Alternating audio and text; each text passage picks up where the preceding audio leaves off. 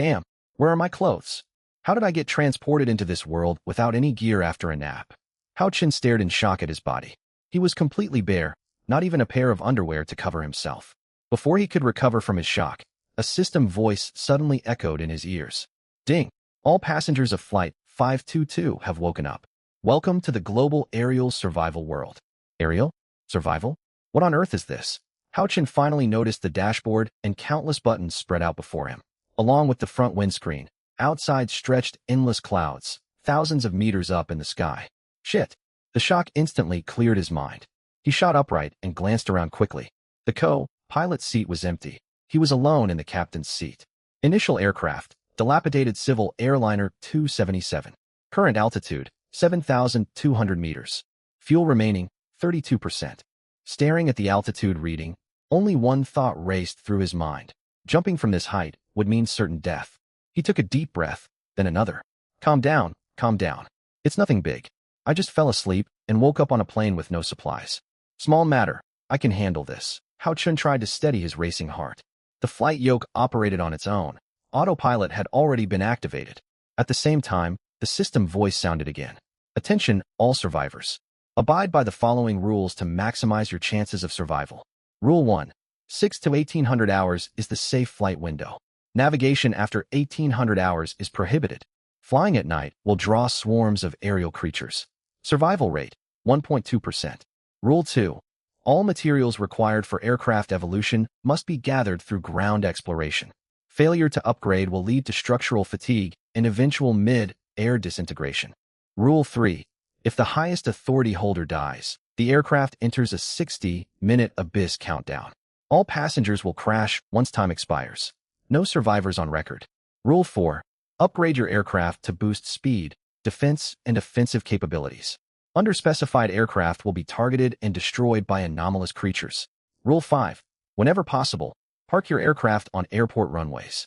Runways protect your plane from sabotage and looting. Protection only applies while docked, not during flight. Rule 6. A 3-day novice protection period is active. Gather supplies and protect yourselves while you can. Good luck. Upgrade the aircraft, anomalous creatures, flight curfew. Is this some novel or a drama set? This feels far too real. Hao Chen exhaled heavily and glanced at the dashboard. Fuel stood at only 32%, barely enough for several hours of flight. If he failed to find a refueling location within that window, surviving even half a day would be impossible. Just then, commotion erupted outside the cockpit. Good heavens! Where are my clothes? Who took them? Don't look over here. Turn away. Curtains. Someone pull the curtains shut. Wait, who's out here unprepared?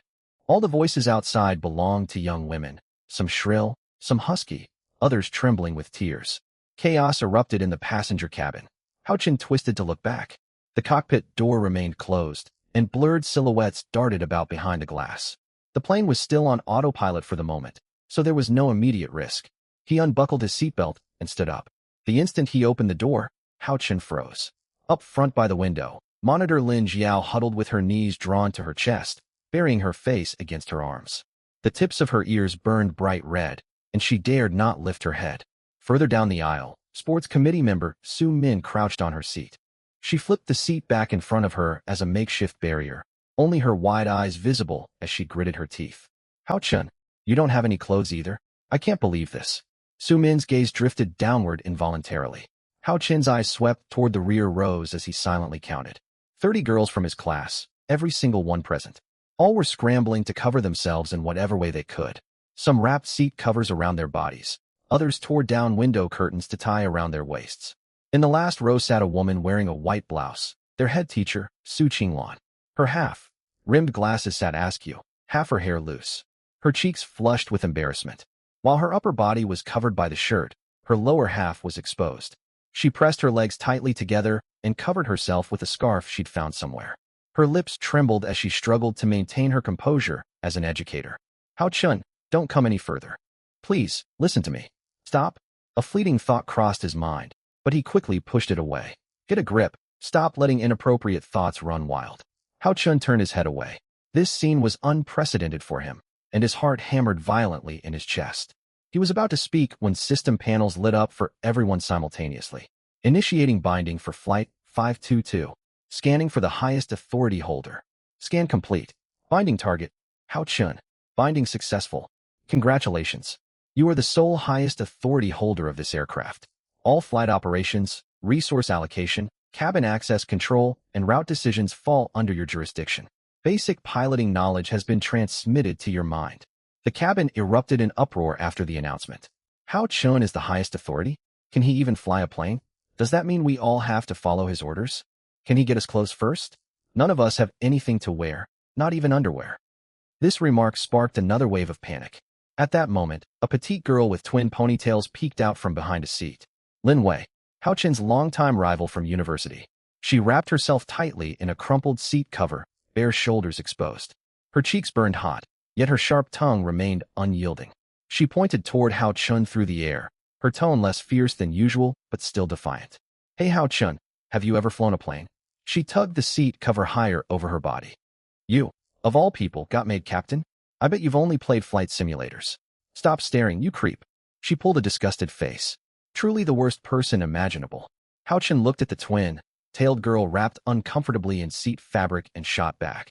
Doesn't that scratch your skin? Mind your own business. Another voice rang out from the back rows. We're doomed. I already thought sports committee member was tough to deal with. And now our lives depend on Hao Chun? Should I write my will in advance? Su Min whipped her head around. Her sudden movement nearly dislodged the seat she held as a shield, and she hastily pulled it back. And Yao, who are you calling difficult? Want me to show you how good I am at digging? We're facing death and you're still thinking about digging. Pervert, I'll dig you. Enough. Head teacher Su Qinglan stood up, her face crimson with embarrassment. One hand clutched her scarf tightly, the other tugged her shirt hem lower. She forced her voice back to the calm tone she used in class. This is not the time to argue. We need to handle urgent matters first. Though flustered, her aura as a teacher quieted the noise instantly. She stepped forward until she stood in front of Hao Chun. Su Qinglan struggled to avert her gaze, trying her best not to look directly at him. Several girls stared in shock at the scene. Hao Chun's face grew hot. It was just a natural physical reaction. He couldn't help it. Don't stare at me. I'm embarrassed too. This is only natural. Sports committee member Su Min's eyes wavered, redness creeping all the way to her ears. Monitor Lin Jiao covered her mouth, at a loss for words. Right then, system panels lit up for several passengers once more. The system voice echoed for everyone. Commencing talent extraction. The next instant, brilliant golden light burst before Hao Chun's eyes. Ding! Congratulations, host.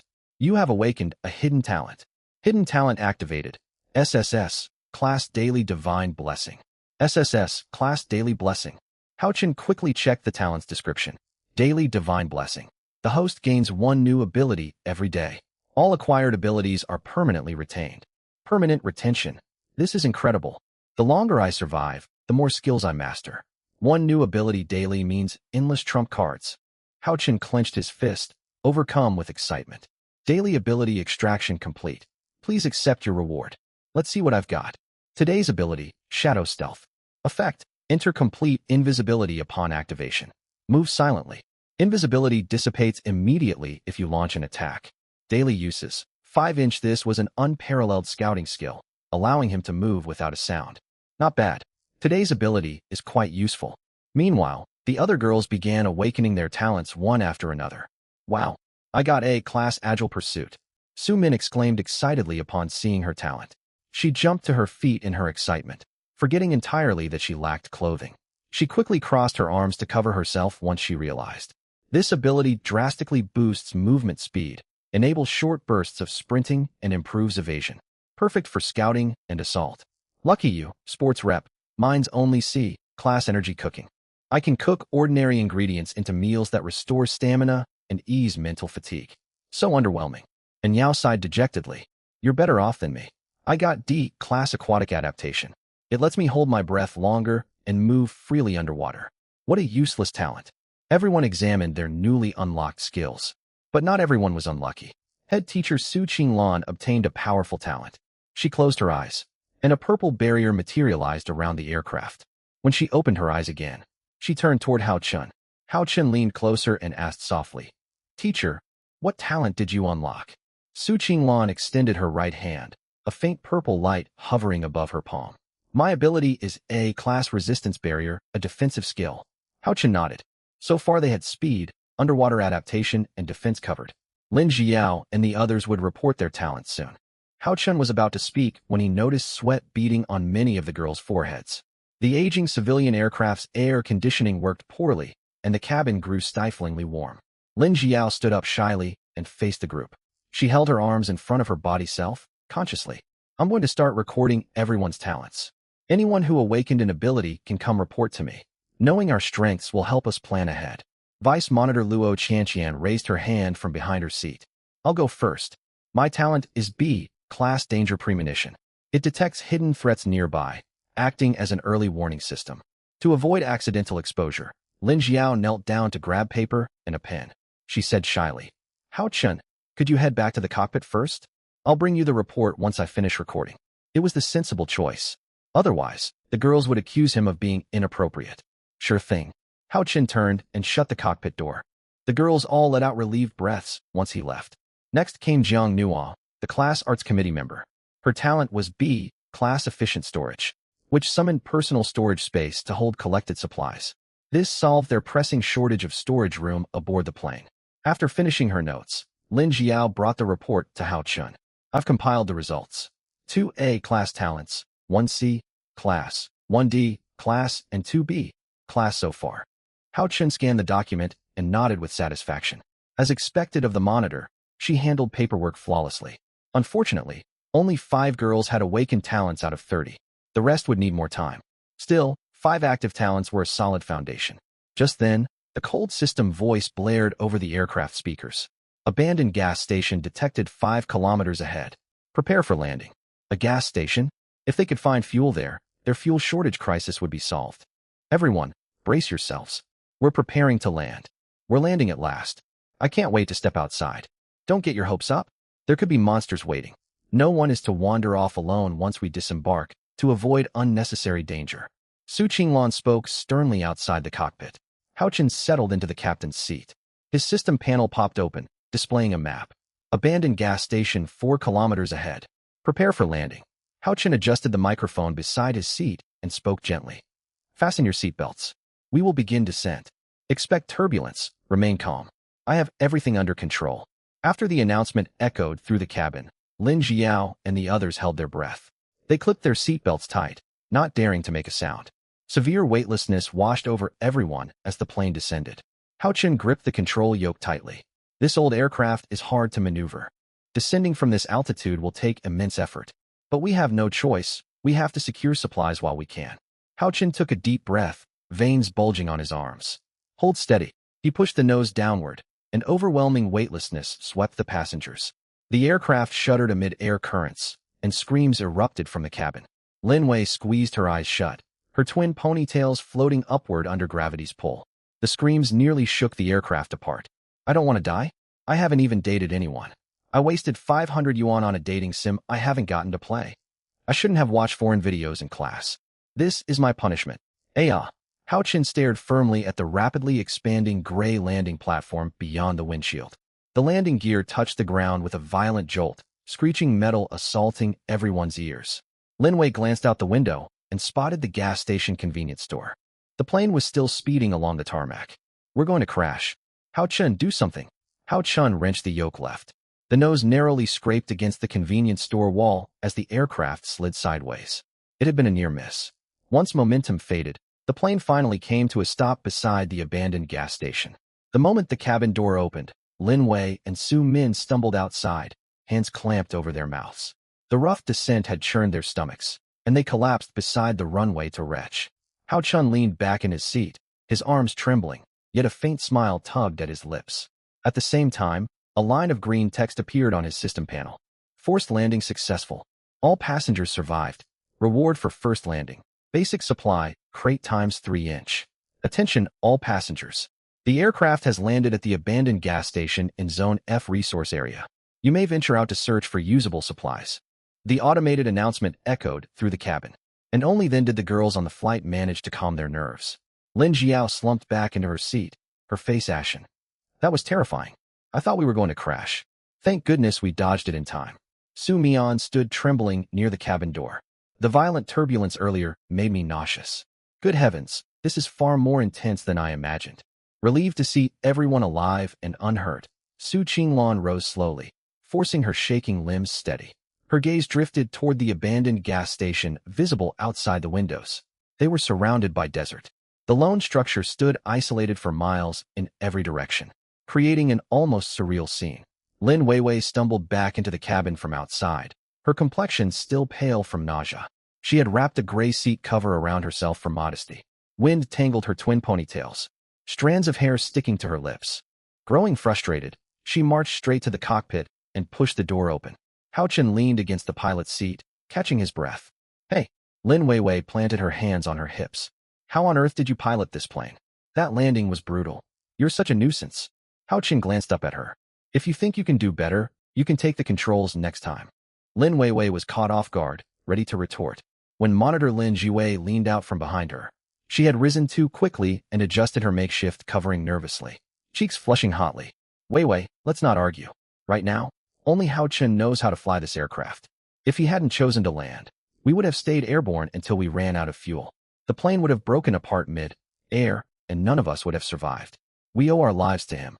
Lin Weiwei pressed her lips together. She huffed, folding her arms and turning her head away. Fine, I'll let you off the hook for now. But once I awaken my ability, I'll lead everyone safely. You'll be begging for my help then. Talk is cheap, Hao Chen said as he stood and stretched his stiff wrists. You don't have the strength to work the control sticks. Lin Weiwei's ears burned with irritation. Just wait. When I unlock my power, you'll see. She spun around and walked back to her seat, moving awkwardly to keep her covering secured. Vice Monitor Luo Qianqian stood up. She had stitched 2 cabin curtains together to form a simple wrap, far more secure than Lin Weiwei's covering. She walked over and placed a hand on Hao Chen's shoulder, addressing the whole group. I agree with the monitor. We wouldn't be here without Hao Chen. Let's set aside past disagreements and focus on our survival. You're absolutely right, several students in the back chimed in. If the monitor and vice monitor say so, we shouldn't fight. Honestly, without Hao Chen, we wouldn't have landed safely. I heard old aircraft like this rely entirely on physical force to steer. Pulling the control lever during that steep descent took immense strength. Even Su Mian, our athletics rep, might struggle with that. He's the only boy in our class. There are some tasks we girls cannot manage alone. Amid the chatter, Lin Weiwei sat by the window, jaw tight. Jiang Nuo, the arts committee member, walked forward and clapped Hao Chen on the shoulder. She too relied on curtain fabric for simple coverings. Nice work back there. She held out a fist for a fist bump. Glad I could count on you, Hao Chen replied. He and Jiang Nuo often played games together back at university, and the two understood each other without needing many words. Everyone, quiet down, Su Qinglan spoke calmly. We've reached this abandoned gas station. Our priorities are to search for fuel, edible food, clean water, and most importantly, spare clothing. Here's the plan. Those who have awakened abilities will form an advance team to scout the area. Everyone else can inspect the 3 supply crates the system provided. She nodded toward the rear of the cabin, where 3 metal crates rested on the floor. At the mention of a mission, Su Mian lit up. Count me in. I'm fast enough to outrun anyone here. She planted her hands on her hips, brimming with determination. Who else wants to join? Su Qinglan scanned the group. I'll go. Luo Qianqian raised her hand. My ability is only grade B, but I can sense nearby threats. The team can't afford to go without a scout. Su Qinglan nodded in approval. She had worried the girls would hesitate in such a crisis, yet everyone seemed eager to fight for the group's survival. Hao Chen stepped forward. He wore simple shorts he had found inside the cockpit. His expression turned solemn. I'll join too. 3 of us is a reasonable size. Larger groups risk drawing danger. Everyone else stay on board the plane and rest. Su Qinglan, Lin Jiao, and the others watched their departing figures from the cabin. Lin Weiwei stared out the window as the 3 figures shrank into the distance, her fingers digging into the armrest of her seat. She looked clearly worried. Her friend In Yao leaned beside her and grinned. You're worried about him, aren't you? Lin Weiwei pulled her hand away at once and frowned. Worry about that guy? I'm just watching the scenery, that's all. And Yao smiled, choosing not to push the topic. The gas station compound was sprawling. Next to the fuel pumps stood a convenience store, and behind it rose an office building. Hao Chen noticed shattered glass and rusted metal scraps scattered across the ground. All this metal is heavily corroded. This place has been abandoned for years. He glanced toward the convenience store. Its sign was faded and hanging crookedly. A faint smell of gasoline lingered in the air. We can check out the convenience store first, then search the office building for supplies. What do you think, Hao Chen? Su Mian crossed her arms and shared her idea. We should let Luo Qianqian scan for threats first. It would be foolish not to use her ability. You're right, Su Mian said. I got too excited and forgot. Hao Chun turned to Luo Qianqian. Vice Monitor, we're relying on you. Please check if any dangers are lurking around this station. Leave it to me. Luo Qianqian took a deep breath and closed her eyes. A moment later she opened them, faint purple light flickering in her irises. Her danger sense allowed her to detect hostile creatures nearby. Her perception swept over the convenience store, revealing no threats. But when her awareness reached the office building, wispy black mist rose from the first floor. More tendrils of darkness spread across the second and third floors as well. She dropped her ability, her expression turning cautious. She pointed toward the office building. There are at least 3 strange creatures inside. I don't know exactly what they are, but I can clearly sense dark energy coming from that building. After receiving the information, Hao Chen nodded. All right, the 2 of you search the convenience store. I'll go investigate what's inside that building. Su Mian grew alarmed. Are you serious? You're going alone? The Vice Monitor said there are at least 3 enemies. That's walking straight into danger. Hao Chen took 2 steps forward and spoke softly. Nothing ventured, nothing gained. Trust me. As soon as he finished speaking, his figure vanished without warning. Su Mian stared in shock. Wow, invisibility. I don't remember him mentioning this ability earlier. But he doesn't have any weapons. I hope he makes it back safely. Meanwhile, Hao Chun had reached the office building. The iron front door stood ajar, leaving a narrow gap. He chose caution instead of rushing inside. No weapons right now. Let me peek through the gap first to see what waits inside. When he slowly approached the crack, his pupils abruptly constricted. Before him stood a humanoid figure assembled entirely from bones. No flesh clung to its skeleton, and it gripped a bone blade in its hand. This creature was a bone puppet, a grade F anomalous being. It was aggressive, yet lacked strong physical defense. It roamed aimlessly around the room, seemingly waiting for something. Whoa, a walking skeleton, Hao Chen thought to himself calmly. My invisibility only lasts 1 minute. Finding supplies within that tight window will be difficult. His gaze swept across the room, and he spotted something useful. On a cabinet not far away lay an intact tactical dagger, completely free of rust, appearing brand new. A weapon. A sharp glint flashed across Hao Chen's eyes. He took a deep breath. Nothing ventured, nothing gained. Let's take the chance. He slowly pushed the door open. The noise caught the bone puppet's attention. It spun toward the entrance, yet saw nothing. Hao Chun, hidden by invisibility, had already slipped over to the cabinet. Perfect, now I have a weapon. The moment he lifted the dagger off the surface, the slight clink of metal alerted the creature. Hao Chun lifted his head and found the skeletal monster standing directly in front of him, less than 5 centimeters away. The dagger he had picked up was concealed by his invisibility as well. Staring at the creature so closely sent a chill down his spine. He dared not breathe loudly. At such close range, if he drove the dagger into its spine, he might destroy it instantly. Creaking noises echoed as the bone puppet twisted its skull, confused. It had definitely heard movement, yet nothing was visible. Before it could figure out what happened, a force snapped its neck, separating its skull from its torso. Hao Chen's figure reappeared the instant the skull fell away. Enraged, the bone puppet reconnected its head to its body in an instant. One arm holding the bone blade detached entirely and swung toward Hao Chen's wrist. Hao Chen dodged sideways just in time to avoid the sharp bone edge. Before the creature could regain balance, he raised his leg and crushed its skull beneath his foot. Without its head, the skeleton collapsed motionless. Hao Chen exhaled in relief once the monster was defeated. Thank goodness I dodged in time and avoided injury. We can't afford to waste any more time. He glanced up at the wall clock. It was 2 o'clock in the afternoon. In a few hours, flying would no longer be possible. They would have to camp here overnight. We're low on fuel. Continuing the flight isn't an option. We'll have to spend the night here. Hopefully Su Mian and Luo Qianqian found useful supplies. Convenience store. The moment Su Mian and Luo Qianqian stepped inside, their eyes scanned the shelving. Windows in the shop were shattered, dust swirled through the air, and very few goods remained on the counters. Look, unexpired beef cans. Only 5, though. There are so many of us. Food will still be tight. Luo Qianqian turned towards Su Mian. Did you find anything useful on your side? Su Mian stood up and wiped sweat from her forehead. I found 3 bottles of drinking water, a box of bandages, and 15 spare staff t-shirts in the back storage room. We finally have extra clothes. She sighed and rested her hands on her hips. Unfortunately, supplies here are far too scarce. Just this little food and water for our whole class. They laid out everything they had collected to take stock. 3 bottles of water, 5 beef cans, 1 box of bandages, and 15 cotton t-shirts. We don't have much choice. Let's hope Hao Chun finds more resources. We should carry these supplies back to the plane first. All right. They packed the items and headed back toward the aircraft. Back on board the plane, the other girls had begun examining the 3 supply crates rewarded after the emergency landing. All eyes watched as Su Qinglan opened the first crate. Inside sat a case of bottled water and 20 packs of hardtack biscuits, decent provisions for their initial survival period. The second crate held a barrel of fuel. Fuel? We have fuel now. Maybe we can refuel the plane. Ignoring the cheers from her classmates, Su Qinglan quickly checked how much fuel the barrel contained. 20 liters, that won't fill the fuel tank even close to full.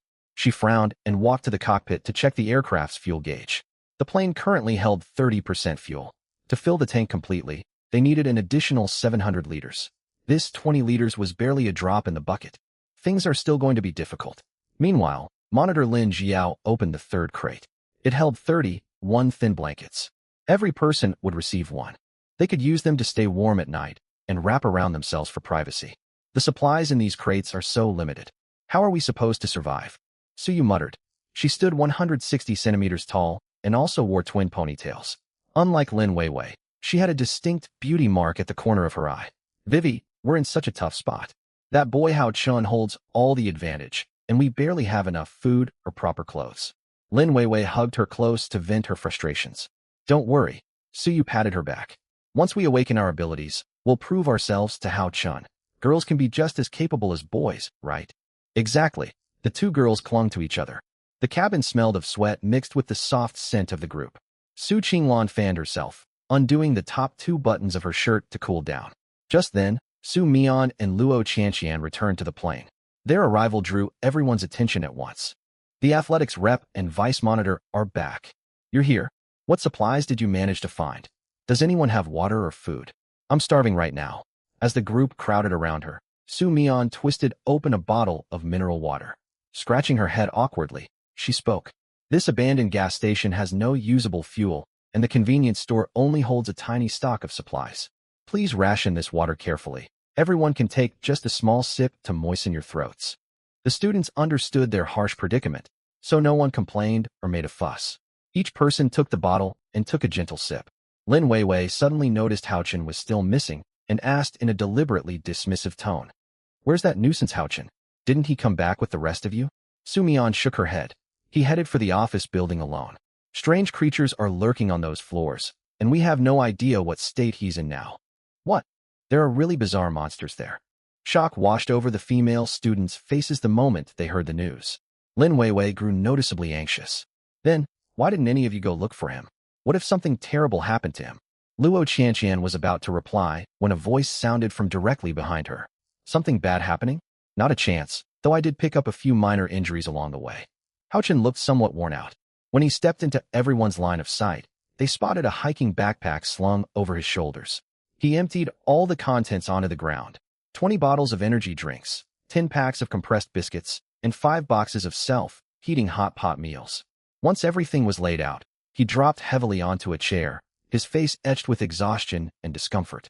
Lin Weiwei's heart skipped a beat at the sight. She had been worrying that Hao Chun might have been seriously hurt, but witnessing his battered appearance confirmed her worst fears. She pushed through the crowd and jogged straight over to his side. Watching him slump uncomfortably in the chair, a sharp twinge of concern tugged at her heart. She had teased and mocked Hao Chun back at school only because he always endured her petty outbursts quietly, becoming an outlet for her messy moods. But seeing him wounded right in front of her, she felt more distressed than anyone else present. Why would you do something so reckless? You could have searched the convenience store with the sports committee member and the others. If you knew dangerous creatures were inside, you should never have ventured in alone. Her sharp rebuke carried across to every girl standing nearby. Curious as ever, and Yao elbowed Su Yu and lowered her voice. Hey, what's up with Weiwei? Does she actually mean every word she's saying? Su Yu covered her mouth to stifle a laugh. What do you think? They bicker nonstop on ordinary days, but if Hao Chun is truly hurt, she panics more than anybody else. So that means, yep, that girl's definitely fallen for him hard. Hao Chun stayed silent, which only heightened Lin Weiwei's anxiety. Listen to me. If you don't answer me in the next 60 seconds, I'll never speak to you again. Do you hear me? Hao Chun decided to play along with her worry for a moment.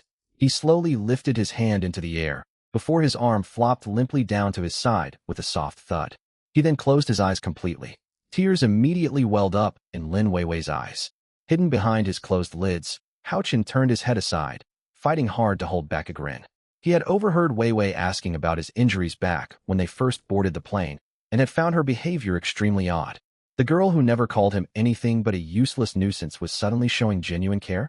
It was completely out of character. That was when he made up his mind to stage this little act to test whether her concern was genuine or just an act. Now he had his answer. Her worry was utterly real. Lin Weiwei cupped his hand in hers, her gaze falling to the simple T-shirt he wore. A jagged tear ran along the fabric covering his upper arm. The cloth had been sliced open by a sharp object. And even though his skin wasn't deeply cut, the sight alone made her stomach churn with fright. You fool. You had no proper weapons to defend yourself. You should have stuck with the search party and come back safely instead of rushing off to prove how tough you are. How are we supposed to fly this plane without you? How will any of us survive in this wasteland if something happens to you? Her voice cracked with suppressed sobs, and she was barely holding back tears. She sniffled loudly and wiped the moisture from her cheeks with her sleeve.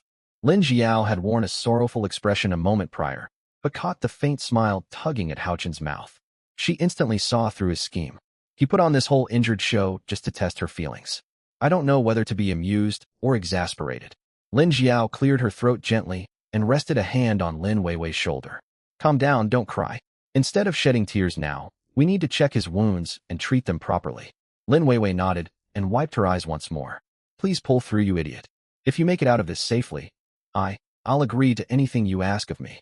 The second those words left her mouth, Hao Chen bolted upright in one fluid motion. You mean that? His smile could no longer be contained.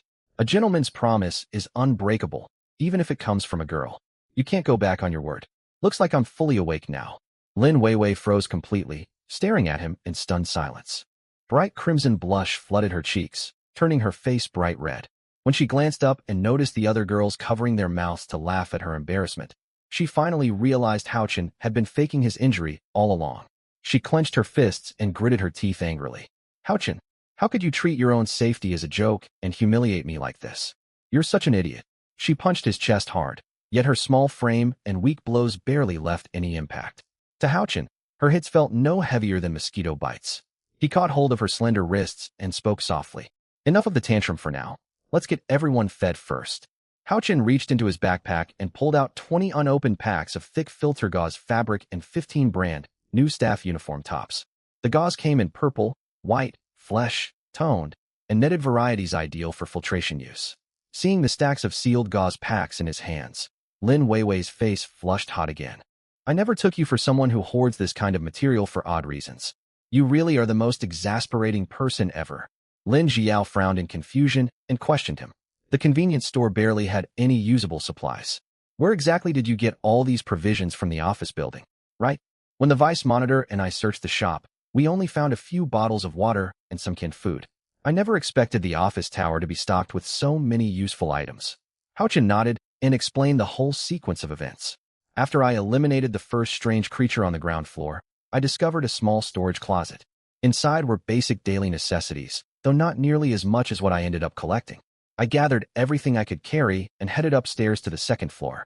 The monsters there were made of piled bones, identical to the one downstairs. Having already fought one, I took it down quickly. The second floor was set up as living quarters. When I kicked open one of the rooms, I found half a box of sealed filter gauze and another box of unused staff shirts laid out on the bed.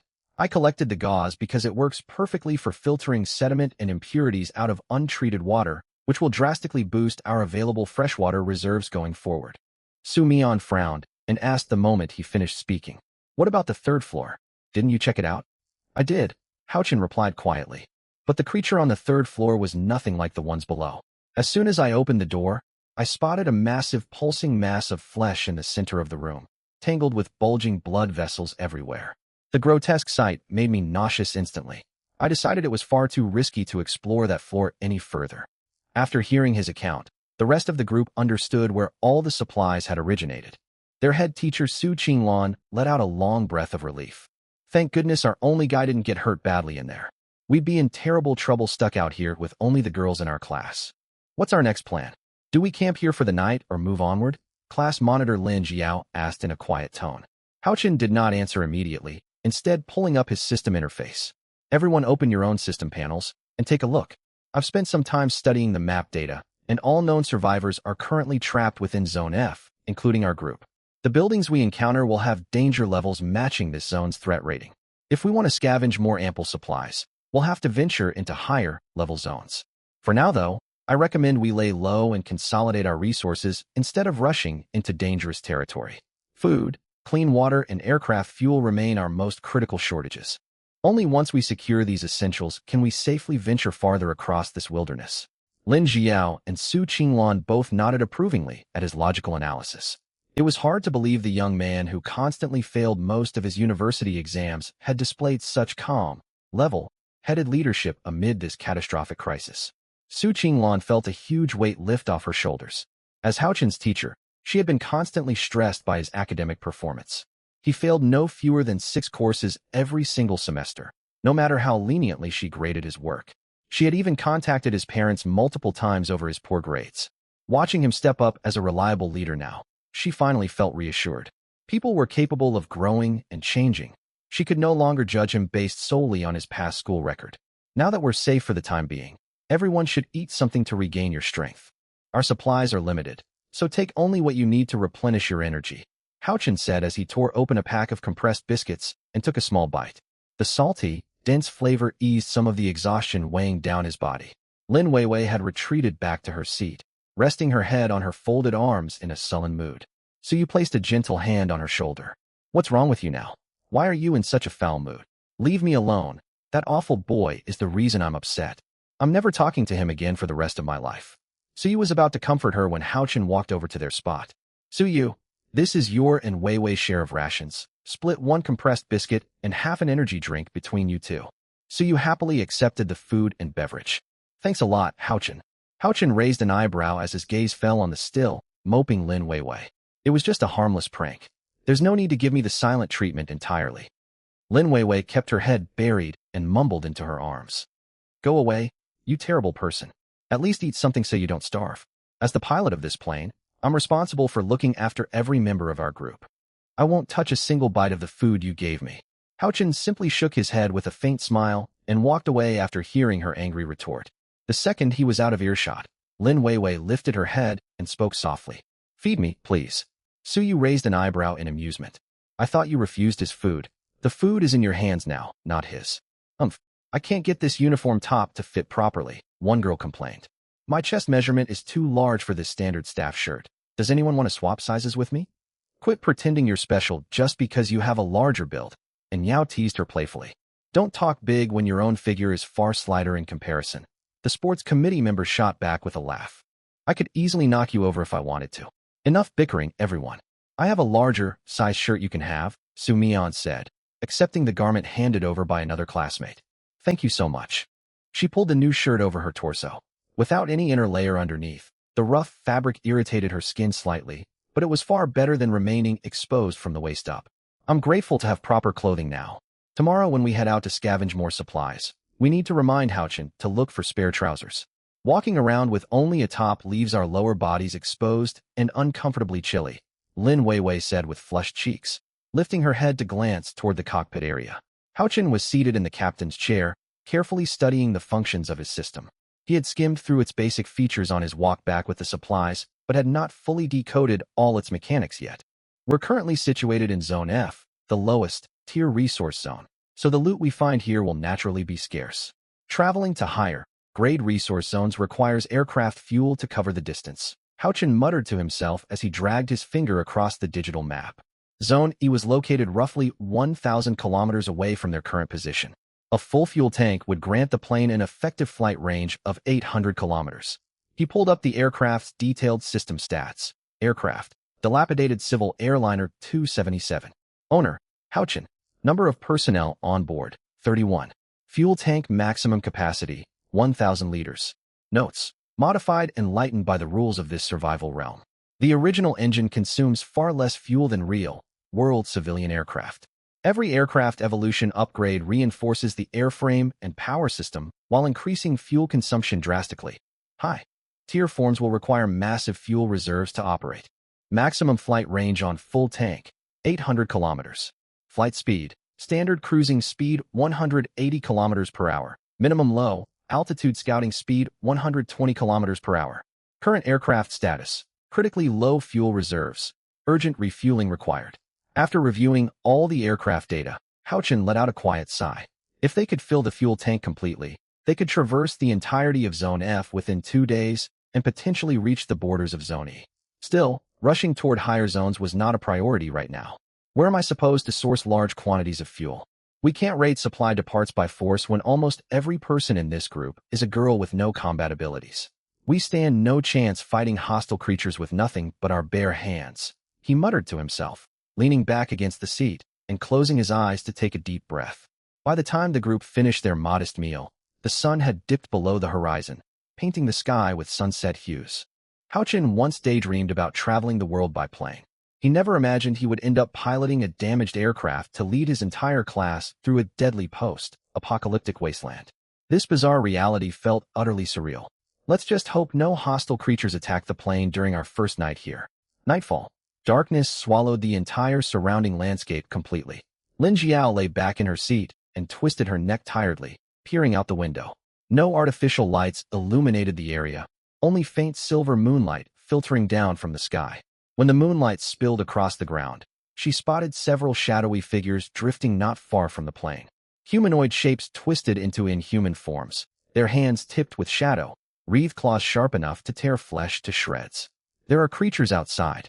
The warning came not from Lin Jiao, but from Vice Monitor Luo Qianqian.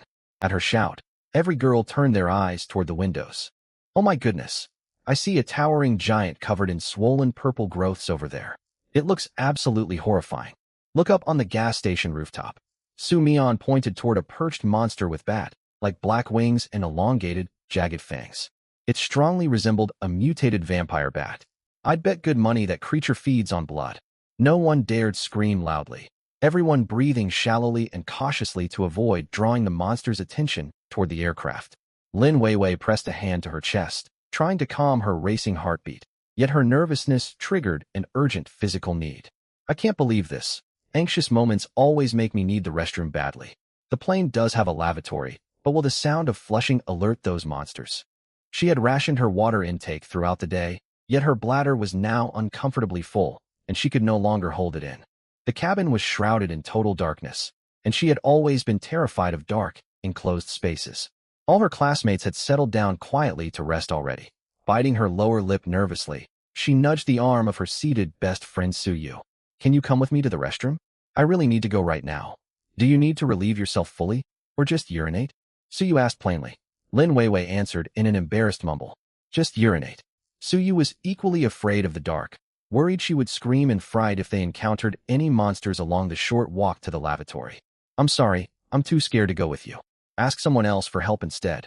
Lin Weiwei clamped her legs tighter together in growing discomfort. Suyu grabbed an empty plastic bottle from beside her seat. You could try using this bottle discreetly here instead of walking all the way to the lavatory. Lin Weiwei's face burned bright red at the suggestion. Are you crazy? The noise would draw everyone's eyes straight to me. I'd never live down the embarrassment. I'll just force myself to hold it a little longer. I'll go get someone to accompany you then, Suyu said quietly. She stood up carefully, moving with soft, quiet footsteps toward the cockpit door and knocked gently. Houchin, are you awake? Suyu spoke in a soft voice, carefully keeping her volume low so she would not disturb the resting students. Hao Chun heard the commotion and pushed open the driver's side door to get out of his seat. What's wrong, Suyu? It's very late. Is there something you need?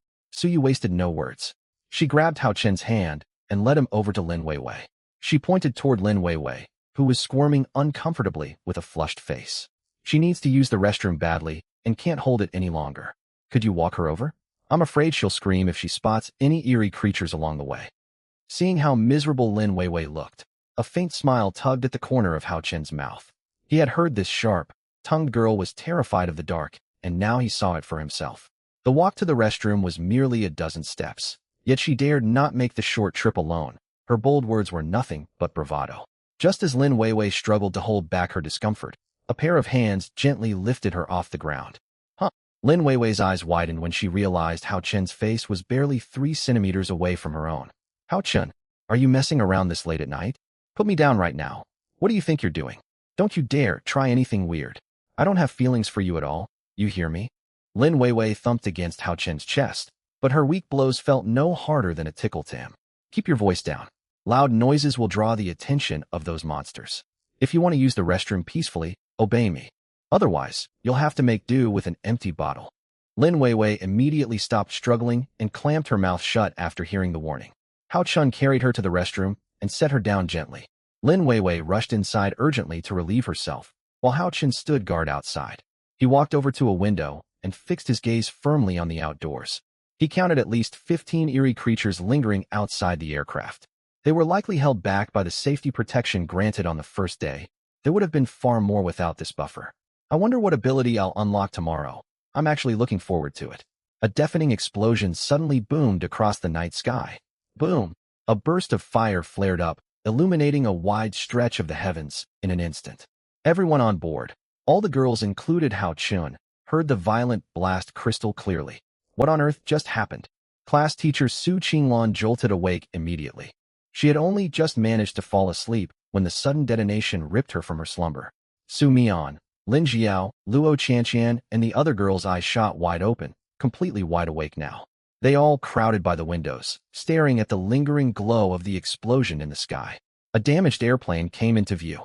Hao Chun could clearly see its right wing engine had exploded, sending the aircraft plummeting rapidly toward the ground. The loud bang had not only caught the group's attention, but also roused the eerie monsters. Dozens of winged abominations took flight at once, swarming to surround the failing plane.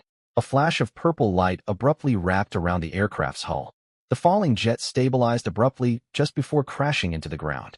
Dozens of terrified survivors scrambled out of the wreckage, yet they severely underestimated the monsters lurking in the darkness. The swarm of creatures closed in on the helpless people and attacked ferociously. Heart-wrenching screams echoed through the open area. Lin Jiao clamped her hands over her ears and squeezed her eyes shut, unable to bear the bloody sight. Su Qinglong slowly closed her eyes, unable to watch the gruesome scene unfold. All the other female students averted their gazes from the brutal carnage. The monsters tore into the survivors' bodies without mercy and devoured their remains. The horrific spectacle was far more terrifying than any horror movie scene. Even Hao Chun stared in shock and swallowed hard. They didn't stand the slightest chance to fight back, and this is only the first night. It's surreal to witness such a tragedy unfold right in front of me. A middle-aged man fled frantically across the open ground. Spotting their aircraft in the distance, he shouted desperately for help. Save us. Please, somebody save us. His plea was cut short when a bat-like monster with sharp fangs snatched him up into the dark sky, and he vanished without a trace. Lin Weiwei finished using the restroom and pushed the door open with shaky hands. She only took a few steps before her legs buckled beneath her, her face drained of all color. Hao Chun, what was that loud explosion? And, I swear I heard someone screaming for help just now. Hao Chun said nothing in reply. He bent down and lifted her into his arms again. We stay out of this. We have no obligation to rescue strangers or let them board our plane. In this world, human greed and malice are often more frightening than these supernatural monsters. After seating Lin Weiwei back in her chair, Hao Chun addressed the rest of the girls. Everyone try to get some more rest. We have to set off early tomorrow morning. Treat what you've seen tonight as a serious warning. I trust everyone remembers the system's core rules. Flight is prohibited right now. That crash plane must have ignored this rule, which led to this terrible outcome. With that, Hao Chun walked straight back to the pilot's seat. Only those with sufficient strength could afford to break such rules. Their passenger plane was currently in its basic state with no defensive or offensive capabilities. Taking flight would only turn the aircraft into easy prey for the monsters. If he gained enough power in the future, he would have no qualms about flying non-stop for days on end. These strange creatures would not stand a single chance against him once he grew stronger. Following the explosion, everyone settled back into their seats to rest, and exhaustion soon pulled them all into sleep. Night slowly faded, and morning arrived at last. Early morning, when the first beam of sunlight streamed through the aircraft windows, Hao Chun slowly opened his eyes. He stretched his arms and rolled his shoulders to soothe his stiff muscles. Ugh, sleeping in this seat left my whole back aching. I hope we can install proper beds on the plane sooner or later instead of relying on these uncomfortable chairs. Ding. Your daily ability has been assigned. Please check your system panel. The moment his system interface popped up, Hao Chun's weariness faded entirely. Great. Let's check what ability I got today. He tapped the panel to view his newly acquired skill. Daily ability. Double amplification. Double amplification? Sounds like a card game skill. He continued reading the ability description. Ability details. Usable 2 times per day. Double amplification instantly doubles the quantity of any physical item. Example, 20 liters of fuel becomes 40 liters after use. 1 case of bottled water is duplicated into 2 full cases. Reward for surviving the second day. System storage unlocked for all group members. You may store items inside the storage space to free up physical space aboard the plane. System storage plus item duplication. This is incredibly useful. Hao Chen bolted upright from his seat in excitement. The storage space will let us carry far more supplies, and this new ability solves our fuel shortage worries with 2 uses every single day. A bold plan formed in his mind as he stared toward the wrecked airplane outside. If he siphoned fuel from the downed aircraft and duplicated it with his skill, he ran a quick mental calculation, a satisfied grin spreading across his face. If this plan worked smoothly, their fuel reserves could climb to 60 to 65% capacity. They would have ample fuel for sustained flight and the freedom to explore more resource zones with ease. By this time, the other female passengers had woken up one after another. Lin Weiwei rubbed the sleep from her eyes and yawned widely, her hair messy and sticking up in tufts. Su Mian, the class sports committee member, stretched lazily and let out a soft groan from the stiffness in her muscles. That nap was actually pretty refreshing. Class monitor Lin Jiao's shirt had slipped down one shoulder as she slept, exposing a strip of fair skin. Sunlight fell gently across her face as she gradually opened her eyes. Has morning already come? Hao Chen stepped out from the cockpit doorway and caught sight of Lin Jiao closest to him, her shirt slipping off her shoulder. Lin Jiao noticed Hao Chen's gaze fixed on her upper body and glanced down at her own clothes in alarm. Hao Chen, don't stare over here. She quickly pulled her shirt back into place and adjusted her clothing self-consciously. Lin Jiao wore flesh-toned stockings beneath her uniform skirt, while Su Qinglan, the mature and poised teacher, had put on black stockings to ward off the nighttime chill. A choice several other girls had also made with their unused pairs of hosiery. Lin Jiao flushed bright red when she noticed Hao Chen's awkward reaction. Several girls sitting in the back snickered and whispered to one another. Hey, does anyone know why Hao Chen's our group leader anyway? Probably because he's the most reliable person among us right now. I totally agree with that. Hao Chen cleared his throat awkwardly to break the awkward atmosphere. Before we depart, I suggest we head over to the crash plane to salvage usable aviation fuel and daily necessities. Does everyone agree with this plan? The prospect of gathering new supplies earned unanimous approval from most of the girls. Definitely worth going. We could find spare pants and bottoms. Wearing only loose tops leaves us feeling exposed and uncomfortable. We might even find extra food rations. And drinking water. I'm really parched right now. Then what are we waiting for? Let's head out and stock up on supplies before we leave this area. Seeing their eager expressions, Hao Chen nodded in agreement. Before anyone moves out, Su Mian, go scout the surrounding area first with your enhanced speed ability. Su Mian stood up immediately upon hearing the order. Stay here and wait for my return. I'll be right back. In the next second, Su Mian's movement speed surged drastically, and she vanished from the aircraft cabin in the blink of an eye.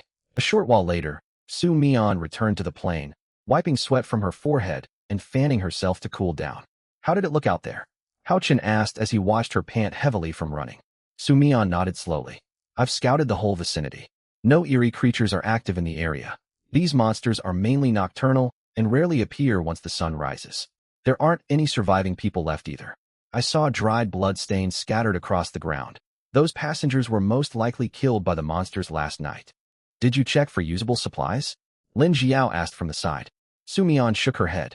I didn't go inside the fuselage to search thoroughly, but the surrounding perimeter is completely safe. Look at this. She pulled a pack of compressed biscuits out of a small chest pocket on her uniform. I picked this up on my way back. It means the plane was stocked with food, so there should be plenty of daily supplies waiting for us inside. Hao Chen nodded in confirmation. With the situation verified, it was time to begin the salvage operation. Su Qinglan walked to Hao Chen's side and addressed the rest of the class with a solemn tone. Now that we have clear intel, let's not waste any time and get moving. The sooner we collect our supplies, the sooner we can depart for the next resource location. Let's go. Fingers crossed we find some proper bottoms to wear. My biggest wish right now is to find inner layers. These shirts are scratchy against my skin and don't offer enough coverage. If you're feeling uncomfortable, you can always ask Hao Chun for help. He's our leader after all. Looking after the group is part of his responsibility. The girls laughed and teased each other as they filed out of the aircraft one by one. Once the group had left the plane, Su Qinglan turned toward Hao Chun. Shall we go as well? Let's go. When the group reached the wreckage site, a thick smell of gunpowder and burnt metal filled the air, with broken aircraft parts littering the ground everywhere. Creak. Su Mian pushed the jammed cabin door open with her strength and cautiously peeked into the fuselage. The interior was deathly quiet with no sign of human presence, and bottles of mineral water lay scattered across the floor. What did you find inside? The other girls called out anxiously from outside the doorway. It's empty and quiet. It's safe for everyone to come in now. Su Mian stepped into the wreck first and began sorting through leftover supplies.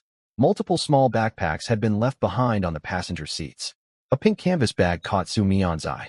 She unzipped it and found several cans of yellow peach preserves, 2 energy bars, plus half a box of instant coffee sticks. Wow, snacks and drinks.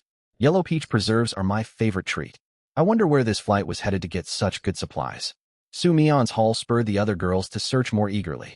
Lin Jiao opened a gray backpack and discovered a lighter, several packs of chocolate candies, along with a few unopened bottles of drinking water. Guys, look what I found over here. Her shout drew everyone's attention to her spot. One girl held up a set of spare undergarments she had found, looking visibly excited. These are a large size. Only a few of us in the class have a build that fits this size. Teacher Su, Su Mian, and Lin Jiao for sure. Lin Jiao ducked her head shyly when her name was mentioned, yet one sharp-eyed classmate noticed her reaction right away. There's no need to hide it, Jiao. Your uniform always looks fitted on you. I saw you changing once. Your figure is just as curvy as Su Mian's. Lin Jiao's cheeks flushed pink as she retorted softly. You shouldn't bring that up out loud. I just have a naturally balanced frame, unlike some of you who won't fill these large garments properly. Why don't you ask Hao Chun what he thinks of your figure? The girls broke into loud laughter and held up the clothing items to compare sizes against one another. Vice Monitor Luo Qianqian separated herself from the crowd and walked toward the rear cabin where the flight attendant's lounge was located. She found a row of locked storage cabinets upon entering the small room. After opening the cabinets, she found 3 fitted stewardess pencil skirts, matching black stockings, and 5 sets of official stewardess tops in pale blue and white fabric. This is great gear, even if there isn't enough for everyone to have a full set. We can gather more matching clothes little by little as we explore more wreck sites. Meanwhile, Hao Chun had walked around the exterior of the crashed plane instead of joining the others inside to scavenge small goods. His focus was entirely fixed on the aircraft fuel tanks. He crawled under the damaged wing and located a small metal valve at the bottom of the fuel tank, the factory drain valve designed for draining residual fuel. He twisted the valve open, and kerosene, scented aviation fuel dripped steadily onto the ground below. Perfect, this is exactly what I need right now. He closed the valve temporarily and headed for a cluster of discarded metal fuel barrels he had spotted during their previous day's exploration of the surrounding area. After hauling all the empty barrels over to the aircraft with considerable effort, everything was ready for fuel collection. He twisted the valve open once more, letting the liquid fuel flow steadily into the sealed metal barrels he had positioned underneath the drain spout. A satisfied smile formed on Hao Chen's face as he watched the barrels gradually fill up with fuel. Each barrel holds 200 liters of aviation fuel, and the tank still has enough fuel left to fill a second barrel. Securing 400 liters of fuel on only our second day, trapped here, will guarantee us stable flight capabilities. Now I need to plan our next destination for resource gathering. He sealed the full barrels tightly and swapped in empty ones to continue collecting the remaining fuel. Inside the crashed plane, the girls had gathered a decent stockpile of supplies: 30 packs of compressed biscuits, 10 bottles of water, the stewardess uniform skirts, stockings and tops, plus various small packaged snacks. A few bold classmates dragged Su Qinglan and Lin Jiao into the aircraft restroom to try on the newly found stewardess uniforms. Inside the restroom stall, Su Qinglan awkwardly changed into the tailored stewardess pencil skirt. The garment was snug around her waist and hips, outlining her natural body curves with every small movement she made. The black stockings clung smoothly to her long legs with a faint soft sheen under the dim cabin lighting. She brushed a strand of hair behind her ear, carrying the calm, gentle grace of a mature woman. The stall door beside her opened, revealing Lin Jiao in the matching pencil skirt paired with her flesh-toned stockings. She had smooth, well-proportioned legs, and the skirt fit snugly around her hips, with the gentle curve of her waist visible when she turned sideways toward the mirror. She twisted to check her reflection with a bashful tone. This skirt is so tight. Does it look too snug around my hips from the back view? It really suits you.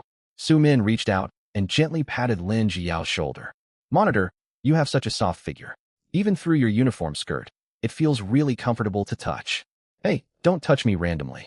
Lin Jiao yelped and dodged away, her cheeks flushing bright red. After the sports committee member spoke up, many other female students gathered around her. Wow, Monitor, you look so gentle and lovely. Let us have a feel too. You look so charming in this pencil skirt. Can we have a hug? At the same time, head teacher Su Qinglan walked out of the room. Her appearance drew gasps from several students. I never knew our head teacher had such a graceful figure. She looks so gentle and reliable in this stewardess-style top, pencil skirt, and high ponytail. Su Qinglan restrained her quiet excitement, lowered her head slightly, and rested her hands behind her back. Outside the aircraft, Haochen had just finished his current task. Staring at 400 liters of fuel stacked in front of him, he could not suppress a grin spreading across his face. What if I use Super Multiplier here? Haochen stared at his palm with a sharp glint in his eyes. He whispered toward one metal fuel barrel, Super Multiplier activate. In an instant, the barrel split into two identical barrels out of thin air. 3 full fuel barrels stood neatly before him. Perfect. Our fuel supply is secured for now. I will use 400 liters for this flight and reserve 1 barrel for future replication. Activate this system, this control switch, and all the rest. Haochen quickly flipped all the takeoff switches into active mode. Meanwhile, all the female students had returned to their seats inside the cabin. Their breakfast that day consisted of 5 self-heating hot pot meals and 10 bottles of mineral water. Supplies were extremely scarce in this apocalyptic world, so this modest meal was all they could manage for the time being. 30 female students plus Haochen himself made 31 people in total, and this food was barely enough to curb their hunger. Food and water consumption was a heavy burden for the group. Though Haochen possessed the super multiplier skill, he could only use it twice per day, either to multiply fuel or fresh water. Multiplicating bulk supplies was cost-effective, yet using the skill on single items would waste the skill charge. Haochen took a deep breath and fastened his safety belt. He adjusted his microphone and spoke softly. Everyone, please settle in and fasten your seatbelts. The aircraft fuel level has been refilled to 70%, so we have no need to worry about flight range. Relief washed over the students upon hearing his announcement. Thank goodness we have fuel now. I was afraid we would have to fly relying on just 30% fuel reserves. Su Qinglan stood by the cockpit door and cleared her throat gently. Everyone secure your seatbelts. The plane is preparing for takeoff. Got it.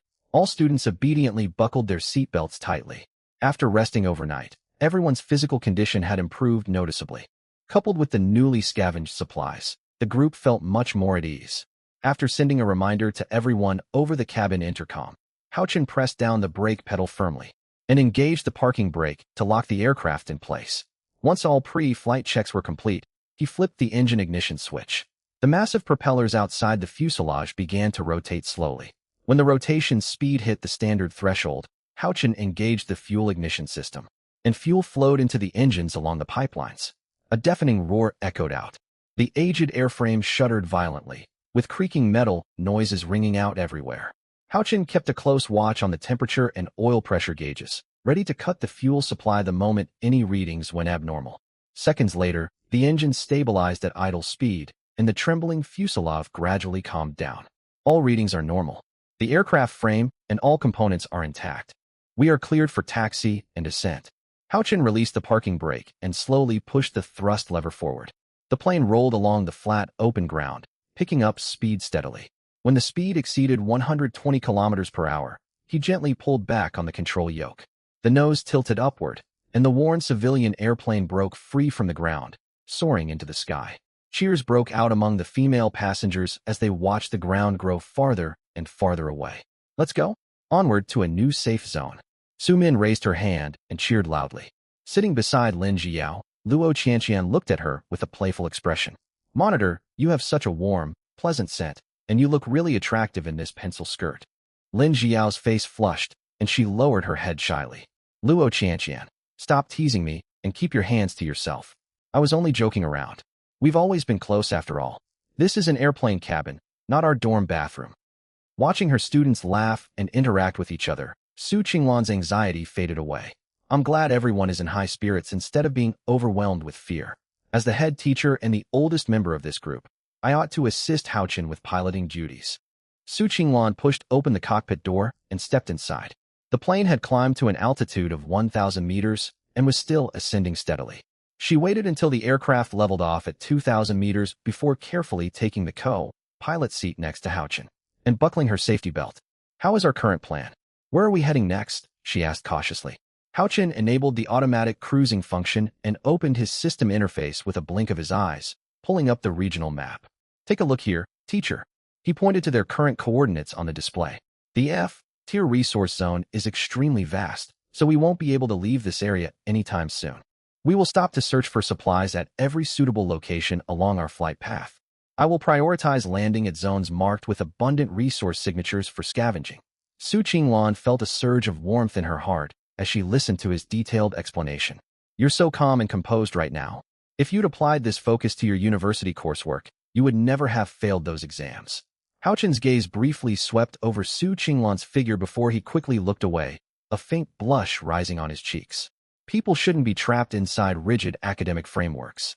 It matters more to find your true strengths and interests.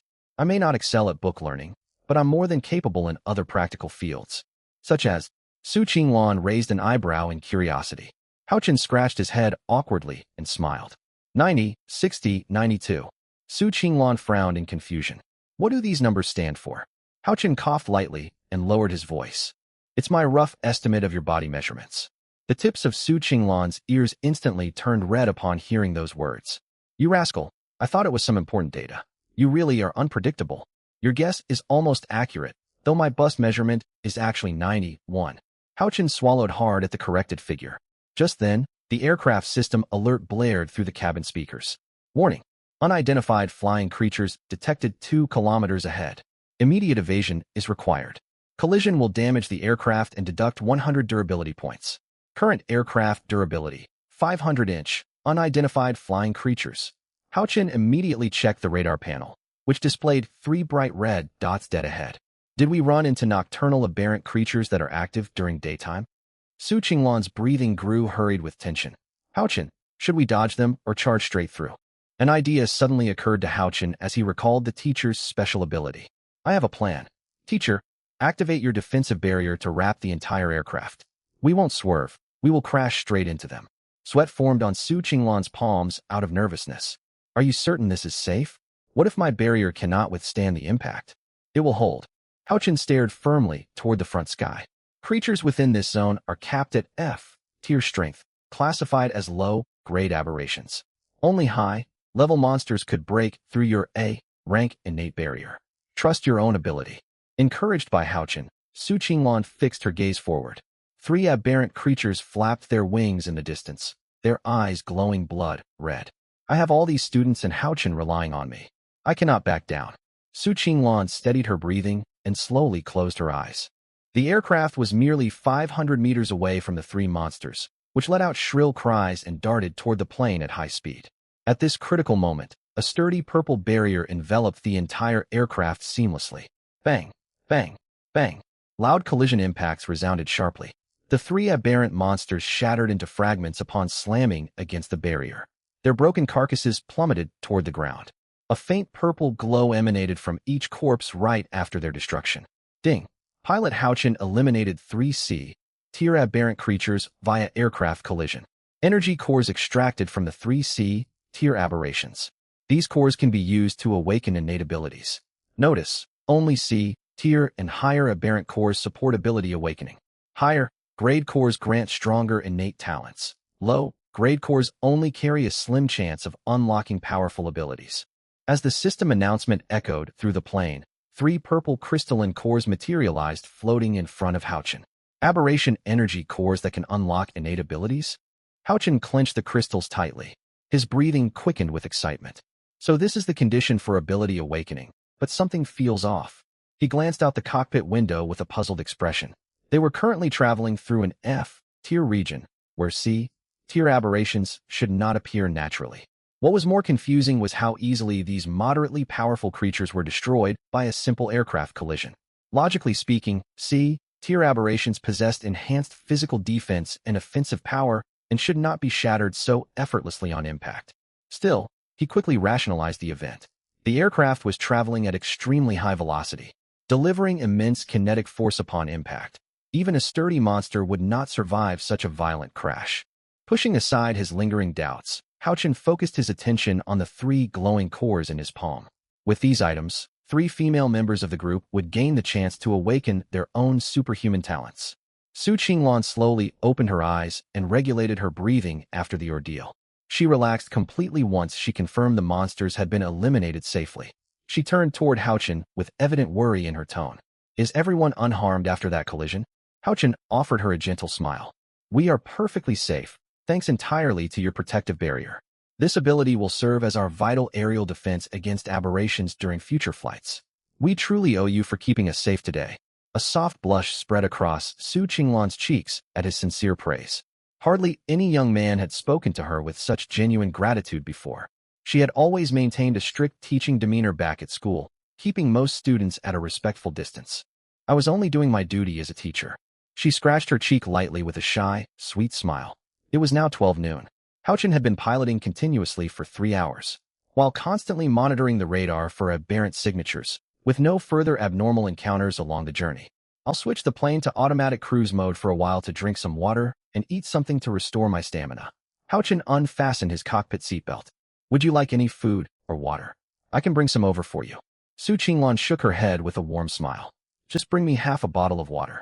I'm not hungry right now.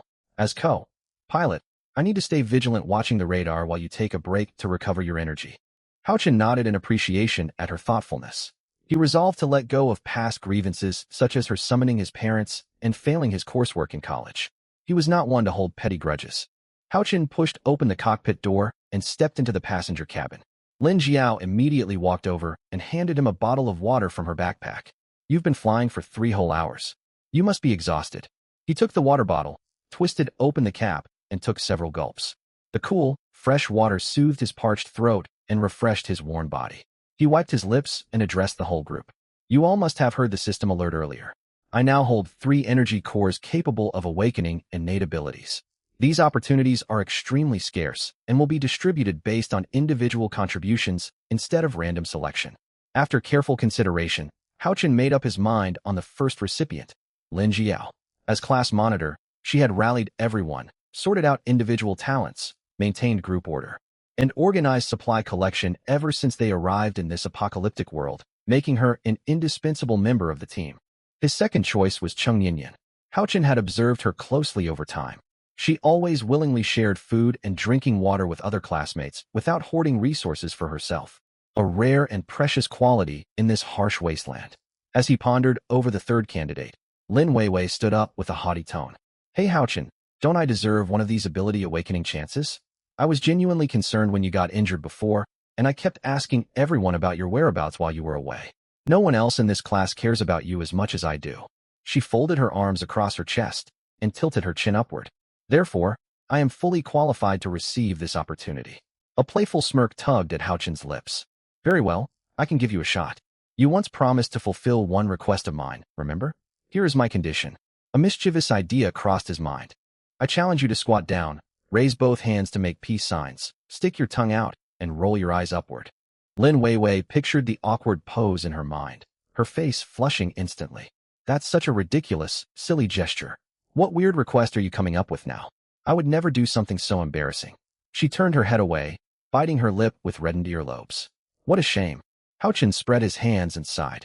I was ready to give you the core if you agreed, but it looks like you're letting this precious chance slip away. I'll offer it to someone else then. Lin Weiwei reached out instinctively to stop him, but held back out of stubborn pride.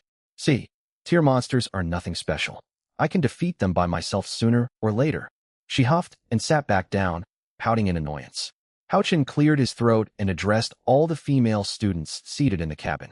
After thorough evaluation, the first 2 recipients are Monitor Lin Jiao and Cheng Yinyan. Cheng Yinyan covered her mouth in delight upon hearing her name, overcome with joy at the prospect of unlocking an innate ability. Thank you so much, Houchin.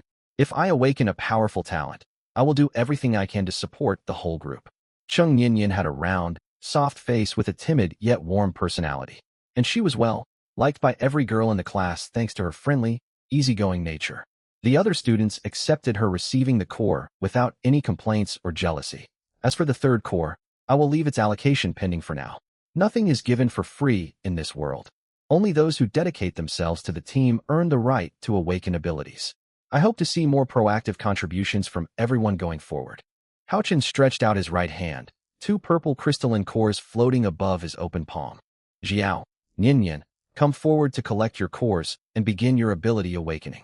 Lin Xiao and Cheng Ninian stepped forward carefully and took the glowing crystals, clutching them as if they held priceless treasures. Houchin, what do we need to do to start the awakening process? Before Lin Xiao finished her question, the crystal in her palm dissolved into a stream of purple light and merged into her body. A strange warm energy instantly flooded her veins, and her personal system panel automatically popped open, displaying her newly awakened innate talent. Name: Lin Xiao Awakened Talent. S. Grade Flesh Hardening Effect. Extremely powerful physical damage resistance. Accelerated wound healing. Grants overwhelming melee superiority against anomalous creatures. S grade. It's actually an S grade talent. The whole crowd burst into exclamations the moment they saw their monitor's newly awakened ability. Even Houchin looked visibly surprised. Logically speaking, only energy cores from high-tier anomalous beings could spawn powerful talents. Yet Lin Xiao had unlocked an S grade ability using merely a C grade anomalous creature core. One could only describe such luck as extraordinarily fortuitous. Covering her mouth with both hands, Lin Xiao wore a bright, exhilarated grin after checking her talent panel. I can't believe I got an S grade talent, and it's focused on close quarters combat. Now I can finally stand guard and protect my classmates too. Vice Monitor Luo Qianqian draped an arm over her shoulder. Our class monitor really is something else with this incredible luck. Make sure you shield the rest of us vulnerable folks out there when danger strikes, okay? Lin Xiao nodded firmly with a warm smile. Rest assured, I will do everything in my power. Meanwhile, Cheng Ninian finished her talent awakening. Her cheeks flushed pink as she gazed softly at Houchin. Houchin, I've awakened an A grade talent. Without hesitation, she moved beside him to display her system panel openly. Talent: A grade resource detection effect. Pinpoints the location of surrounding supplies, including food, fresh water, fuel, garments, and other necessities. Houchin nodded in approval upon seeing the skill. This is extremely valuable. It acts as a permanent resource scanner. If we need to scavenge supplies, following Cheng Ninian will never lead us astray. I'll assign her to team up with Luo Qianqian. Luo Qianqian will scout the vicinity for hostile anomalous entities, while Cheng Ninian tracks down supplies. Once an area is confirmed safe, the group can gather materials freely. Our survival prospects have just improved significantly. Hiding in the corner watching everyone celebrate their new abilities, Lin Weiwei pouted unhappily. It's nothing impressive at all. I'll definitely awaken an S grade talent sooner or later. I'll make Houchin stare in complete astonishment when that happens. Just wait and see. After the thrill of talent awakening faded, Houchin drank some water and ate a pack of hardtack to replenish his stamina before heading back to the cockpit. Their aircraft had traveled 40 kilometers so far, with no hostile anomalous creatures approaching along the route. Aside from stockpiling more supplies, Houchin's top priority was figuring out how to upgrade their aircraft. The current model was only a basic variant with insufficient defensive capabilities. Even with the protective barrier maintained by their head teacher, the plane could not withstand a concentrated assault from swarms of anomalous beasts. Houchin planned to attempt aircraft upgrades within the 3-day safety protection window they had been granted. Ding. Moonview Town lies 10 kilometers straight ahead. Moonview Town is classified as an F-tier resource zone. It contains a police station, elementary school, clinic, and multiple other facilities. The quantity of obtainable supplies depends entirely on your scavenging fortune. The system announcement echoed through the aircraft cabin. Houchin pulled up the regional map to examine Moonview Town. Judging from the layout, it was comparable in scale to a small county. The abandoned gas station we searched before was cramped with limited loot. This town is far larger and should offer abundant scavenging opportunities. Hopefully we can stock up on plenty of food and fresh water. Houchin adjusted his microphone and spoke calmly to the passengers. Attention all passengers. We will arrive at Moonview Town, an F-tier resource zone with a vast territory and numerous functional buildings, in 10 kilometers. Follow my orders strictly once we land, and do not wander off alone to avoid anyone going missing. Secure your seats now. This captain is increasing flight speed. He disabled the automatic cruise system after finishing the announcement. Time was a precious resource in this wasteland world. Speeding up the flight would grant the group more time to search for supplies on the ground. He turned towards Su Qinglan in the co-pilot seat. Hold tight, teacher. You're speeding up all of a sudden? Su Qinglan barely had time to react before Haochen pushed the throttle higher. Whoa, Haochen, slow down a little. This acceleration is way too intense. Ease up the speed, please. Su Qinglan's tone held nervous panic rather than seductive pleading. Haochen felt a rush of focus amid the rushing airflow. There was no reason to decelerate. Greater speed meant greater safety and efficiency for their survival mission. Su Qinglan was pressed back against her seat by the strong airflow, experiencing a weightlessness sensation similar to aircraft descent. As the aircraft drew near the designated landing zone, Haochen prepared for touchdown just as he had done previously. His first landing attempt had been rough despite his newly learned piloting skills, but he refined his approach this time. Instead of plummeting downward rapidly, he guided the aircraft into a gradual, buffered glide. When he spotted an abandoned airstrip within the town boundaries, a subtle look of satisfaction crossed his face. Parking the plane here will shield it with the airstrip's structural barriers. Locking his sights on the open landing stretch ahead, he gradually reduced engine thrust to let the aircraft descend steadily from 400 meters altitude. Deploy landing gear and wing flaps now. He pressed the corresponding buttons on the dashboard.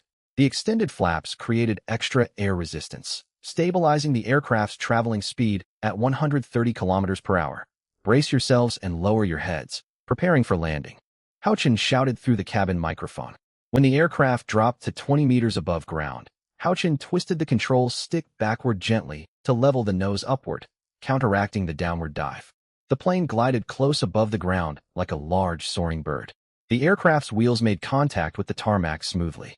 Haochen steadied the joystick to keep the nose elevated, then slowly lowered the nose wheel to touch the ground softly. He throttled the engine down to idle and deployed the speed brakes. Instead of slamming on the brakes harshly, he tapped the brake pedal intermittently to cushion the landing momentum in segments. This landing was vastly improved compared to the last one, no violent turbulence, and it required minimal physical effort from Haochen. The aircraft rolled along the airstrip for a short distance before coming to a full stop. That landing was nowhere near as chaotic as the last one. Haochen's piloting technique is getting polished quickly, Lin Jiao murmured while gazing out the window toward the town ahead. One of the female students teased aloud. Maybe Haochen was a trained pilot before the apocalypse? His takeoff was seamless, and his landings keep getting smoother. I feel there's an underlying meaning in that remark, something odd about it, another student replied. Luo Chanqian covered her mouth and chuckled. If Haochen really was a professional pilot, I wonder who's been staying up late thinking about him at night. I'm sure we all know exactly who that is. Lin Jiao, Su Mian, Lin Weiwei, and Yao, Zhang Nuo, and the other girls flushed bright red. None of them responded, busying themselves with trivial tasks to hide their embarrassment. As the cabin doors slid open, Haochen stepped out from the main cockpit. We've arrived at Moonview Town. It's time to scavenge for supplies. Stick close to me as we move forward. Monitor Lin Jiao slung her scavenging backpack over her shoulders with a bright smile. We will follow every order you give, Haochen. Su Mian and the rest of the group echoed her sentiment, their mental state far more upbeat than it had been in the early days of their ordeal. Shortly after the group marched into town, a helicopter appeared in the distant sky.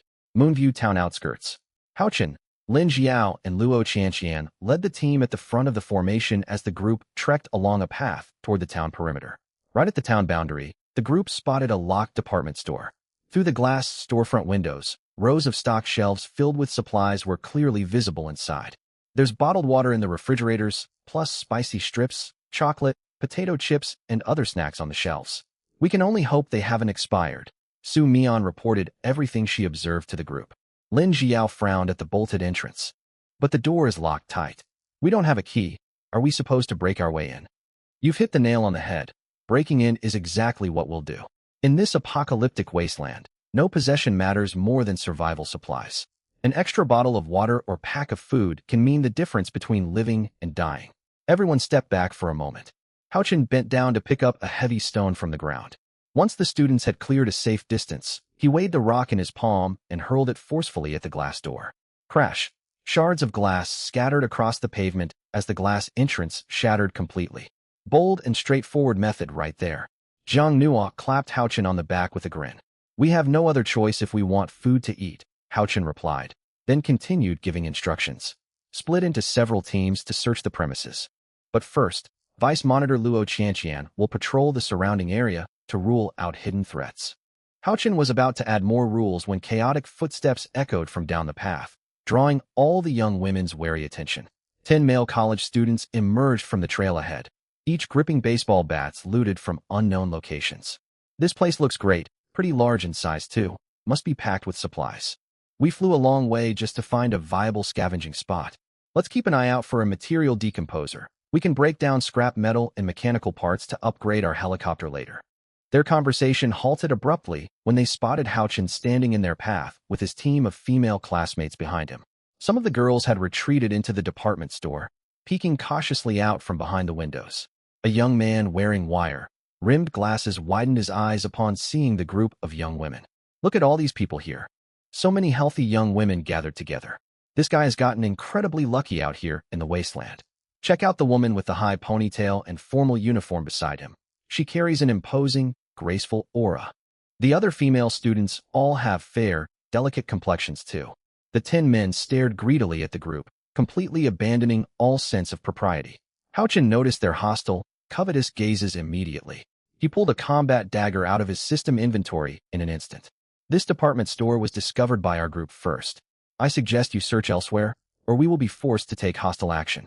The 10 young men stepped backward instinctively at Houchin's hostile stance. They had traveled a long distance by helicopter to reach this resource zone, and starting a fight immediately after landing would benefit neither side. Their leader, Wang Gang, thumped his own chest confidently. Let me introduce myself. I'm Wang Gang, a sophomore athletics major. We have no intention of fighting you over supplies. Instead, I'd like to propose a mutually beneficial deal. Houchin held the dagger up before his eyes, a cold glint flashing in his gaze. Law and order no longer existed in this desolate world. Human malice was often far more dangerous than any anomalous creature. He had no way of knowing what scheme Wang Gang was plotting. Lin Jiao walked to Houchin's side, watching the opposing group with full vigilance. Houchin, should we retreat, or hold our ground here? Retreat? We found this store fair and square. We are not leaving a single inch of this area. Su Mian folded her arms across her chest, staring coldly at the strangers. After a brief pause, Houchin spoke flatly. State your proposal. A malicious smile spread across Wang Gang's face once Houchin agreed to listen. He glanced back at his fellow teammates, all single young men who had been living under immense mental strain ever since being trapped in this ruined world. The sight of a large group of young women stirred reckless impulses within them. I've got 2 crates of bottled water and 2 crates of hardtack with me. Hand over a few of the young women in your group to accompany us, and all these supplies are yours. Civilized laws and law enforcement ceased to exist the moment the apocalypse arrived. Looting, fighting, and violence are commonplace occurrences out here. You're surrounded by so many women. Surely you can spare a few for us. Disgusting. Houchin spat out the single word. He could tolerate rivals with greater strength than himself, but he would never stand by and watch his companions be threatened or harassed. The shameless demand from these 10 men crossed every moral line imaginable. You lot are nothing more than reckless scavengers who dare to make such shameless demands. I'll make this clear. You will obtain neither our supplies nor any of my companions. Wang Gang's face flushed with rage at Houchin's refusal. We're offering you a generous trade with valuable supplies, and you turn it down? Don't blame us for resorting to force then. I should be the one saying that to you. Houchin vanished from where he stood in the next second, confusing Wang Gang and his teammates completely. Where did that kid go? Did he run off somewhere? Keep your guard up. He might have some kind of cloaking ability. Before Wang Gang could finish his warning, an icy dagger pressed firmly against his neck. Houchin had reappeared directly behind him, holding the blade to his throat. Order your men to drop their weapons immediately, or this will not end well for you. Panic washed over Wang Gang as he was held hostage. Everyone lower the bats. Stand down and let's talk this through peacefully. Having seized full control of the situation, Houchin leaned close to Wang Gang's ear and questioned him in a low voice. How many people in your team have awakened supernatural talents? Wang Gang paled with fright, swallowing hard. Only me and Jiahao, just 2 of us out of the 10. Tell me your talent tiers and abilities in full detail. Wang Gang hesitated to beg for mercy until he felt a sharp stinging pain on his neck. A thin stream of blood trickled down from the cut onto his collarbone. Speak now. I'll talk. Don't hurt me. Wang Gang raised his hands, his whole body trembling violently.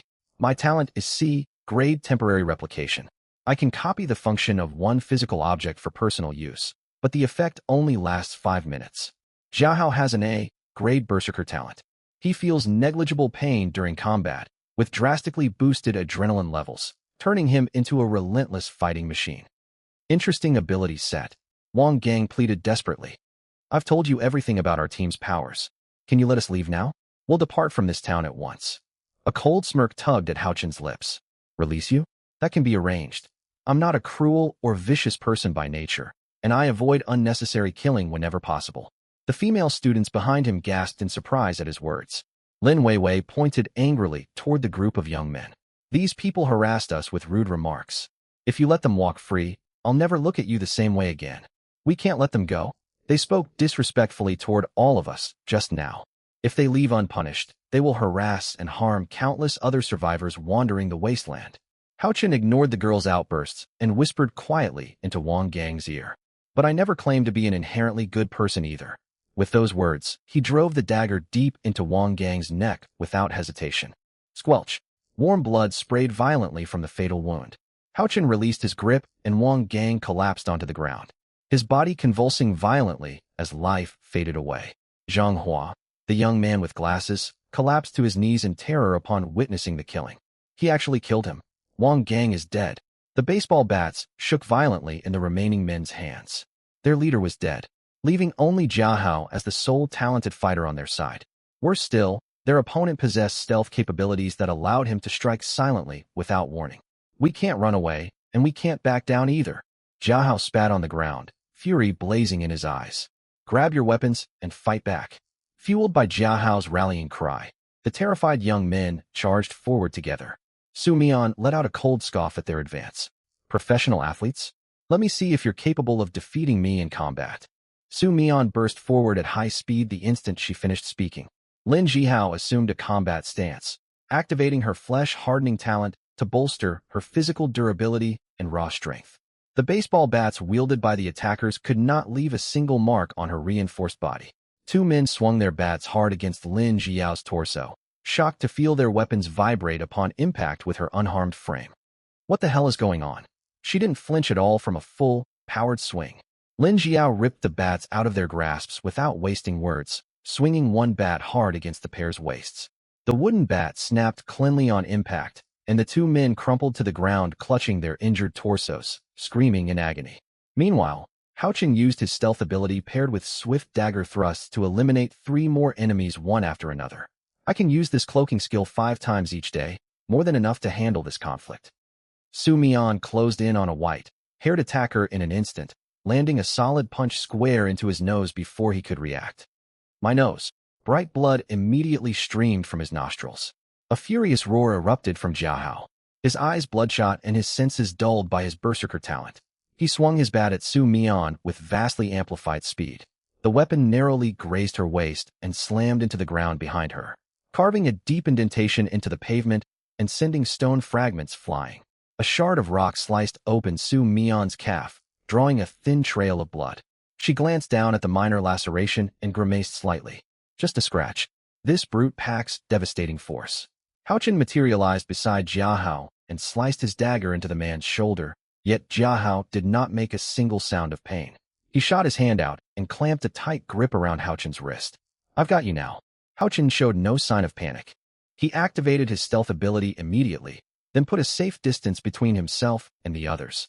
The next second, Lin Jiao charged forward from behind Jia Hao, sending him flying 3 meters away. Bang!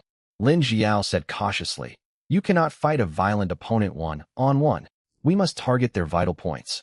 The female students hiding in the back watched the 3 fight bravely, and they could no longer hold back their desire to join the battle. Girls, we can't let the monitor, the sports committee member, and Hao Chen fight alone. We need to do our part too. Cheng Yinyan called out. Her gaze then landed on the brooms on the shelf. Grab these brooms and fight alongside Hao Chen. We can't lose. Got it. In an instant, every girl in the class picked up a broom.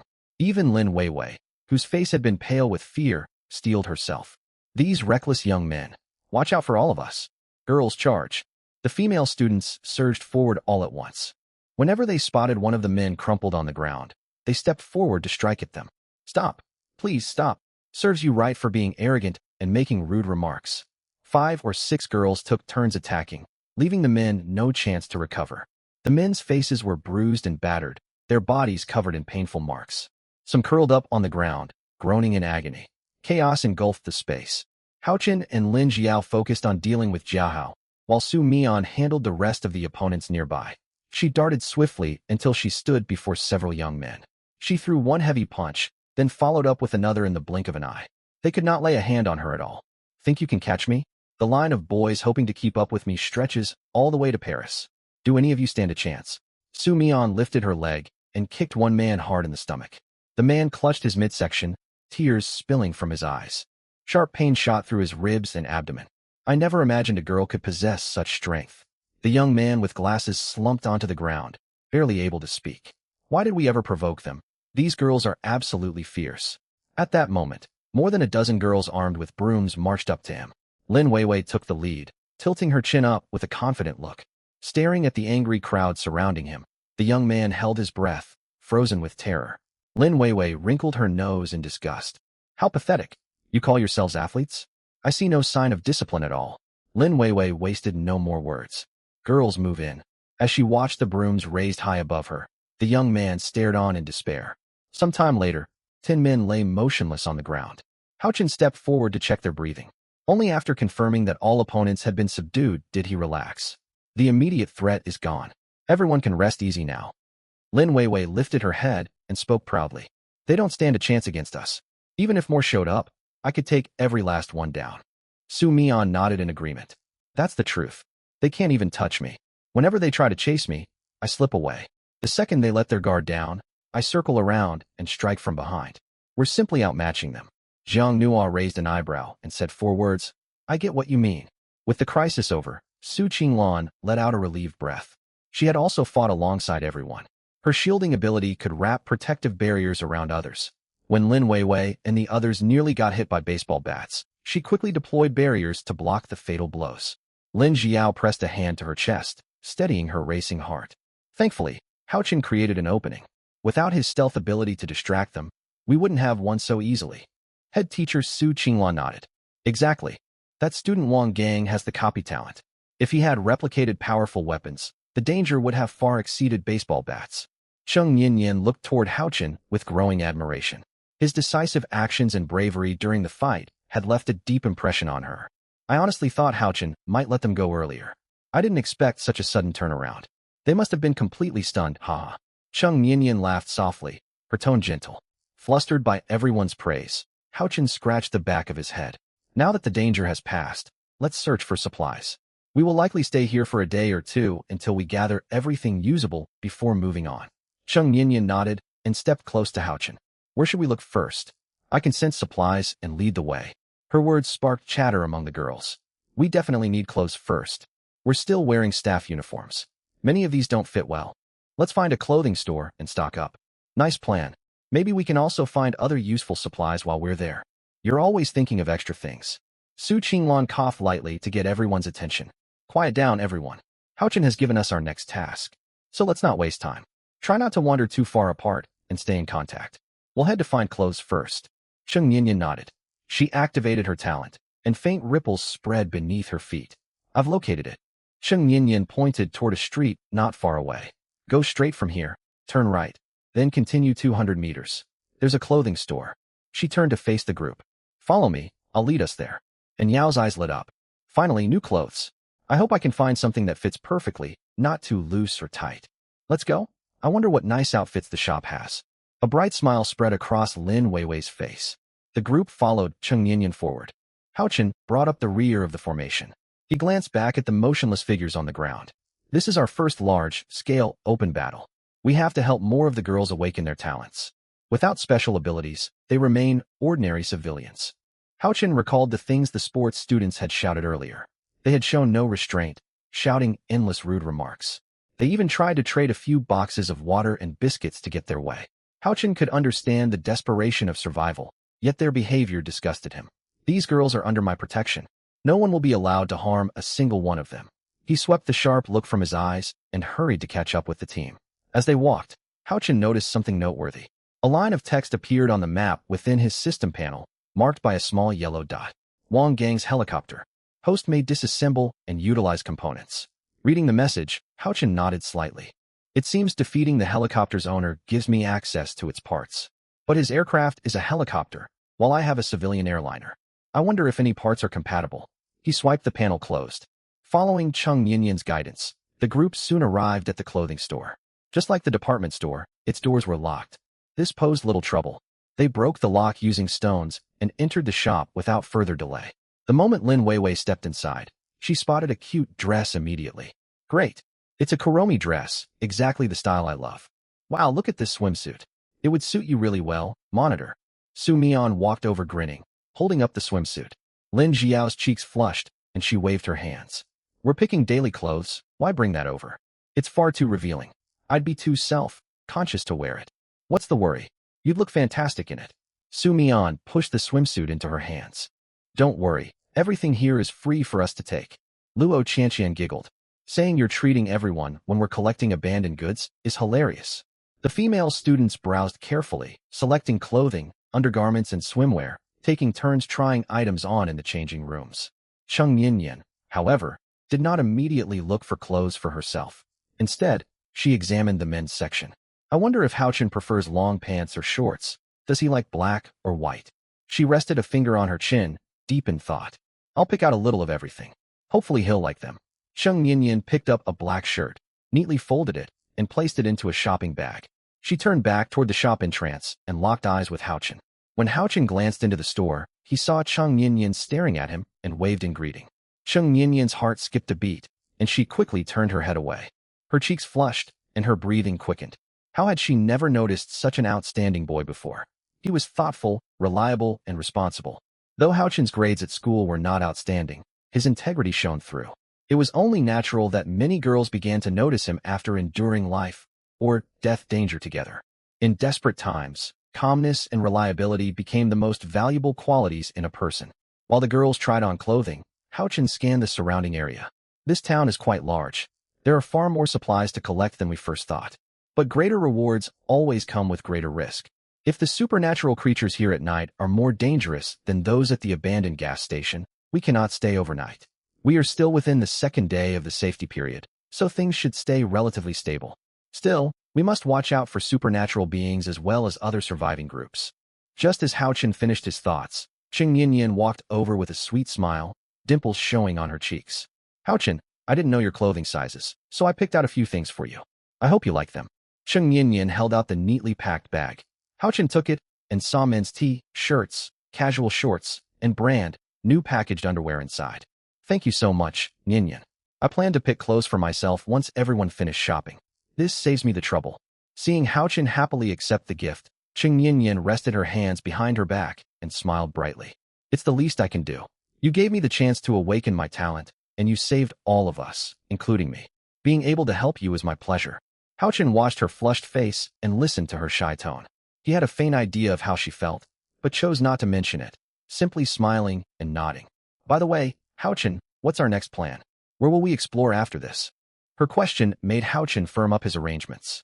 Water and food were the highest priority, followed by fuel. His daily resource boost could temporarily ease fuel shortages. Clean drinking water and preserved food were what they lacked most. Haochen pointed toward a signboard in the distance. There's a hotel and an abandoned supermarket over there. Afterwards, we can explore both places to find bedding, expired food, and clean drinking water. Chung Yinyan nodded repeatedly. Tell me what supplies you need, and I can locate them. I'll follow whatever plan you make. Looking at the sweet girl in front of him, Haochen could not help reaching out his hand. Chung Yinyan slowly closed her eyes. A look of contentment crossed her face when Haochen gently ruffled her hair. You should go pick out your clothes now. Everyone else is nearly finished. Only you haven't chosen yours yet. Haochen pulled his hand away, and Chung Yinyan shyly headed back into the clothing store. Once everyone finished selecting new outfits, the whole group looked revitalized. Head teacher Su Qinglan benefited greatly from the new clothes. Before finding undergarments, she only wore a pencil skirt, leaving her feeling exposed with every gust of wind. Now she felt properly covered. All the other girls also found properly fitting outfits they liked. They were far better equipped than before. Their next destination was the abandoned supermarket. Buildings and facilities across Guanyue town appeared worn down, covered in thick layers of dust. We've arrived. Haochen stared at the sign reading, Wanglong Supermarket. The main entrance stood open, silent, and empty inside. Luo Qianqian, check for supernatural creatures. We won't enter until we confirm it's safe. Luo Qianqian gave an okay gesture. Light glinted in her eyes as she scanned the supermarket interior. When she spotted dense black mist deep within the building, her face paled instantly and she pulled her gaze away. There is something inside. Its aura is stronger than the creature we encountered at the gas station. It's at least an F-grade supernatural entity. Do we still want to explore here? An F-grade creature? That sounds terrifying. I think we should turn back.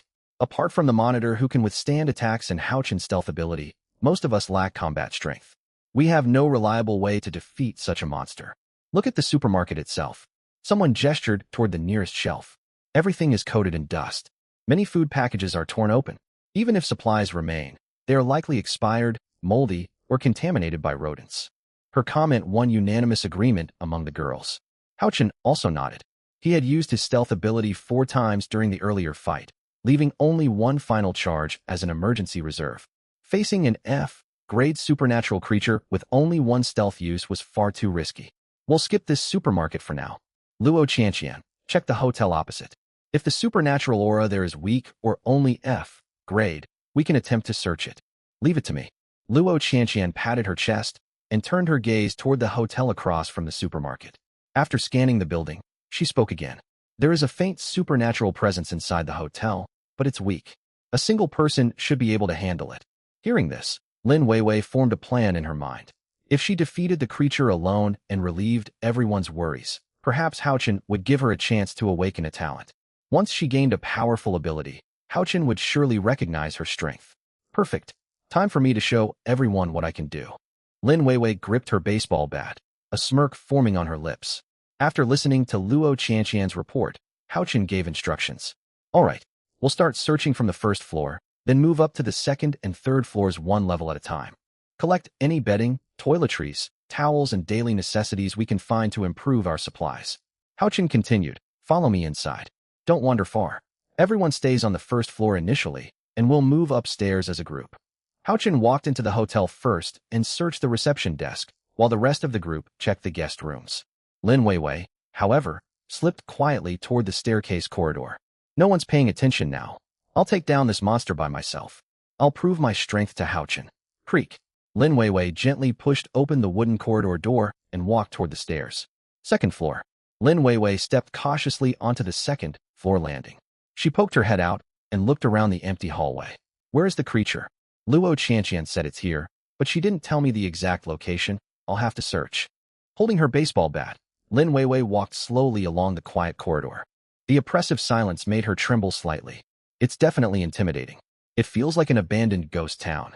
Suddenly, clang. The sound of something crashing onto the floor made Lin Weiwei jump in fright. Hey, I'm not scared of you. Come out if you dare. She spun around quickly, gripping her bat tightly, her face drained of color. When she saw what made the noise, she let out a long breath of relief. A small rat darted away from a fallen can and vanished into one of the guest rooms. Phew, just a rat. You nearly gave me a heart attack. I thought it was the supernatural creature. Lin Weiwei pressed a hand to her chest, trying to calm her racing heartbeat. It's just my imagination. But the moment she turned her head, a thick, viscous liquid dripped down right in front of her eyes. Lin Weiwei lifted her trembling head and stared toward the ceiling. The eerie creature clung to the ceiling directly above her. Dozens of tentacles stretched out from its body. A strange entity, a strange entity. Lin Weiwei stepped backward, her lips quivering. Help! She spun around at once, attempting to dash toward the stairwell. Yet she could never outrun the creature's tentacles. One of its green tentacles snaked forward and coiled tightly around her ankle. With tremendous force, it hoisted Lin Weiwei off the ground. The world spun upside down for her, and the baseball bat slipped out of her grasp. Help! Somebody save me. Her face flushed, tears welling up in her eyes. More tentacles wrapped around her limbs, locking her in place with no chance to break free. The creature opened its massive jaws, ready to swallow her whole. Lin Weiwei cried out in desperation. Houchin, save me. I'm going to die. Just as she was about to be swallowed, a combat dagger shot forward at blistering speed, stabbing the creature's core. A round crystal sat at the tail of the tentacled monster, its weak point. Searing pain washed over the creature, and it instantly released its tentacles. Lin Weiwei plummeted toward the ground. Thud! When she opened her eyes again, Houchin stood right in front of her. Houchin wasted no time explaining. His gaze locked onto the creature stuck to the ceiling, which was now consumed by rage. You dare target someone under my protection? You're only an F-grade entity. Hao Qin glanced sideways at the fire alarm button. You like hanging from the ceiling so much? Try this. He clenched his fist and smashed it hard against the red button. Crash. The glass cover shattered. Fire sprinklers in the corridor burst to life.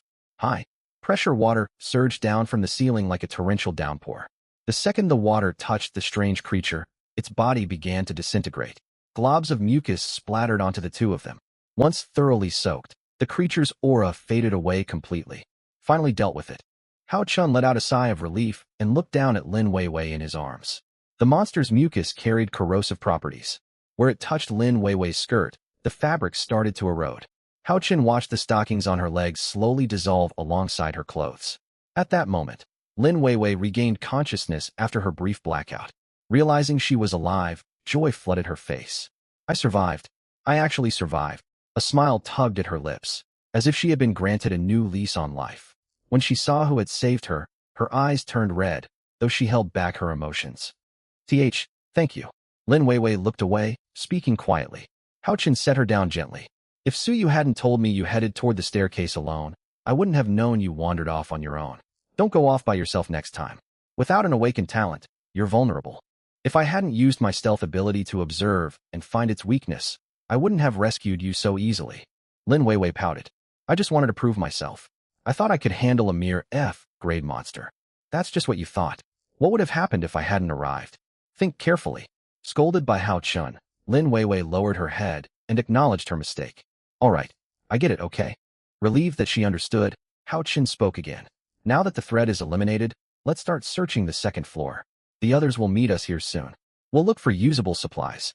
Hao Chun nodded toward the nearest room. You check room 201, I'll search the room next door. With that, Hao Chun set off to scavenge for supplies. Staring at his retreating back, a faint blush crept across Lin Weiwei's cheeks. TCH. Lin Weiwei stepped into the room to search, and quickly spotted small square packages on the nightstand. They came in colorful packaging, marked with flavors like lemon and grape. Curious, she picked one up, and her face instantly burned red. What even is this? She froze on the spot. Then again, this was a hotel. It wasn't entirely unexpected to find such items here. What good would these be to collect? Could they be used for something? The thought of Hao Chun made her heart race. Hao Chun was the only boy in their group. These items seemed like something only he would use. What a pervert. Meanwhile, in the neighboring room, Hao Chun discovered something interesting. He ran his hand over a machine resembling a processor. Earlier, when the 10 young men arrived, he'd overheard them mention a decomposition station. Decomposition. Looks like this machine is worth taking back. Hours slipped by quickly. The group searched the entire hotel. In total, they collected 20 clean, mold-free quilts, 31 sets of toiletries, and 20 clean towels. Everyone stowed what they could in their system backpacks, then handed the surplus to Jiang Nuo, the class arts committee member. Her ability granted her a storage space, making her the perfect keeper for extra goods. Seeing the girls loaded with supplies, Hao Chun spoke up. Everyone's packed up. Let's head back. We'll spend the night here. Finally heading back. I'm starving. It must be afternoon already. My stomach's growling. Suamo rubbed her belly. Lin Jiao stepped forward and asked, Hao Chun, shouldn't we explore more areas? We could gather extra supplies to make tomorrow easier. Hao Chun shook his head at the monitor's suggestion. He had exhausted all uses of his stealth ability, leaving him without a reliable means of attack. Besides, only a handful of classmates possessed awakened talents. Venturing further would be far too risky and could lead to unnecessary losses. Let's call it a day. Everyone rest and recover your energy. We'll resume searching tomorrow. We need to stock up on basic living supplies before the 3-day protection period expires. That sounds like a solid plan, I agree. Me too. We've been through so much today, running into those college men and fighting the monster. None of us have the stamina for more exploration. Let's head back and rest. We can eat heating hot pot, and snack on chips. Nearly everyone wanted to return, so Hao Chun wasted no time. Let's move out, back to the plane. On the journey back, Lin Weiwei's cheeks stayed flushed. She glanced at the dozen square packages stored inside her system backpack and bit her lip. Why did I even pick these up? I can't believe what I was thinking back then. She lifted her gaze toward Hao Chun's broad back. If he hadn't intervened today, she would have been swallowed and digested by the monster. A simple thank you didn't feel like enough to show her gratitude. If she did something for Hao Chun, would he help her awaken her talent? Lin Weiwei's mind wandered as she thought of ways to repay him. Yet every idea that crossed her mind felt far too forward. She shook her head, her twin ponytails swaying with the movement. Absolutely not. Anything physical is out of the question. I haven't even shared my first kiss yet. Suyu, walking beside her, noticed Lin Weiwei's strange demeanor but said nothing, silently smiling to herself. They'd been best friends for a long time. She knew Lin Weiwei all too well. Whenever the girl was tangled up in private thoughts, her face turned bright red. She was almost certainly imagining something inappropriate. Aboard the aircraft, everyone boarded the plane, backpacks slung over their shoulders, smiles on their faces. This expedition yielded plenty of drinking water, food, clean quilts and towels. Even if frigid weather hit later, they would have warm bedding. They also collected plenty of clothing for summer and winter wear. The clothing store had been ransacked, left completely empty. Once all the students boarded the passenger plane, Hao Chun walked over to Wang Gang's helicopter. The helicopter was far from new, showing clear signs of wear. It could carry exactly 10 people. Hao Chun pulled open the helicopter door and peered inside. No supplies remained within. Most likely, Wang Gang's group had stored everything inside their system backpacks. Even without supplies, this helicopter itself was a priceless find. Each system backpack only holds 20 inventory slots. This decomposition station takes up 4 slots alone. I might as well break this helicopter down. A faint smile appeared on Hao Chen's face as he looked at the aircraft. If I break down a full helicopter into spare parts, it should provide plenty of materials to upgrade our passenger plane. He placed his palm over the decomposition station, and a system panel popped up. Detected intact vehicle, light helicopter. Confirm decomposition? Hao Chen smiled calmly. Confirm without hesitation. He clicked yes immediately. The next second, a miraculous sight unfolded. The helicopter shrank rapidly, condensing from its full size into a miniature model, then compressing further into a glowing sphere. The sphere drifted above the decomposition station, and the machine activated. Low rumbling sounds echoed from the station, and thin black smoke curled upward. In less than 2.5 minutes, the helicopter had been fully decomposed. A new system notification appeared on the panel. Vehicle, light helicopter. Materials obtained, iron times 40, universal parts times 200, fuel times 20 liters. Universal parts? Hao Chen clicked to check the item description. Item, universal parts.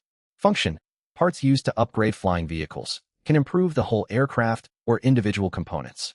He opened his system panel to check his own aircraft. Vehicle, Warren Civil Airliner. Tier, primary. Upgrade requirements, 500 universal parts. After comparing the information, Hao Chen nodded. So universal parts are acquired through decomposition. I still need another 300 to upgrade the plane. I'll have to collect more objects to break down later. Iron could be used to repair damage. If the plane sustained collisions and dents, iron materials could restore its exterior. One helicopter gives 40 iron and 200 universal parts. Not bad. I'm getting close to the upgrade goal. Hao Chen closed the system panel and collected all the materials. He stored the iron, fuel, and universal parts inside his backpack before heading back into the plane to rest. The sun was setting outside. Everyone ate heating hot pot and chips inside the aircraft. Today's fruitful scavenge put them in good spirits, and they ate without restraint. Each person had a full bottle of water and a pack of chips, and 2 people shared a pack of hardtack biscuits. It was a simple meal to fill their stomachs. Still, relying on this diet long-term would lead to nutritional deficiencies. Hao Chen planned to hunt for meat and vegetables later to keep everyone properly nourished. Hao Chen slumped into the pilot's seat and exhaled deeply. What a taxing day. Dealt with those college men and had to rescue Lin Weiwei. She's always getting herself into trouble. Thankfully, no one was hurt, and we gained plenty of supplies. He had barely relaxed when Su Qinglan trudged over, worn out. She sank into the co-pilot's seat and let out a long sigh. Finally, I can rest. Seeing his exhausted teacher, Hao Chen asked, Teacher, you look worn out. What's wrong? Su Qinglan closed her eyes and replied softly. I've noticed something. The more I use my ability, the more drained I feel, like my spirit is being pulled away. My back and shoulders ache terribly. I see.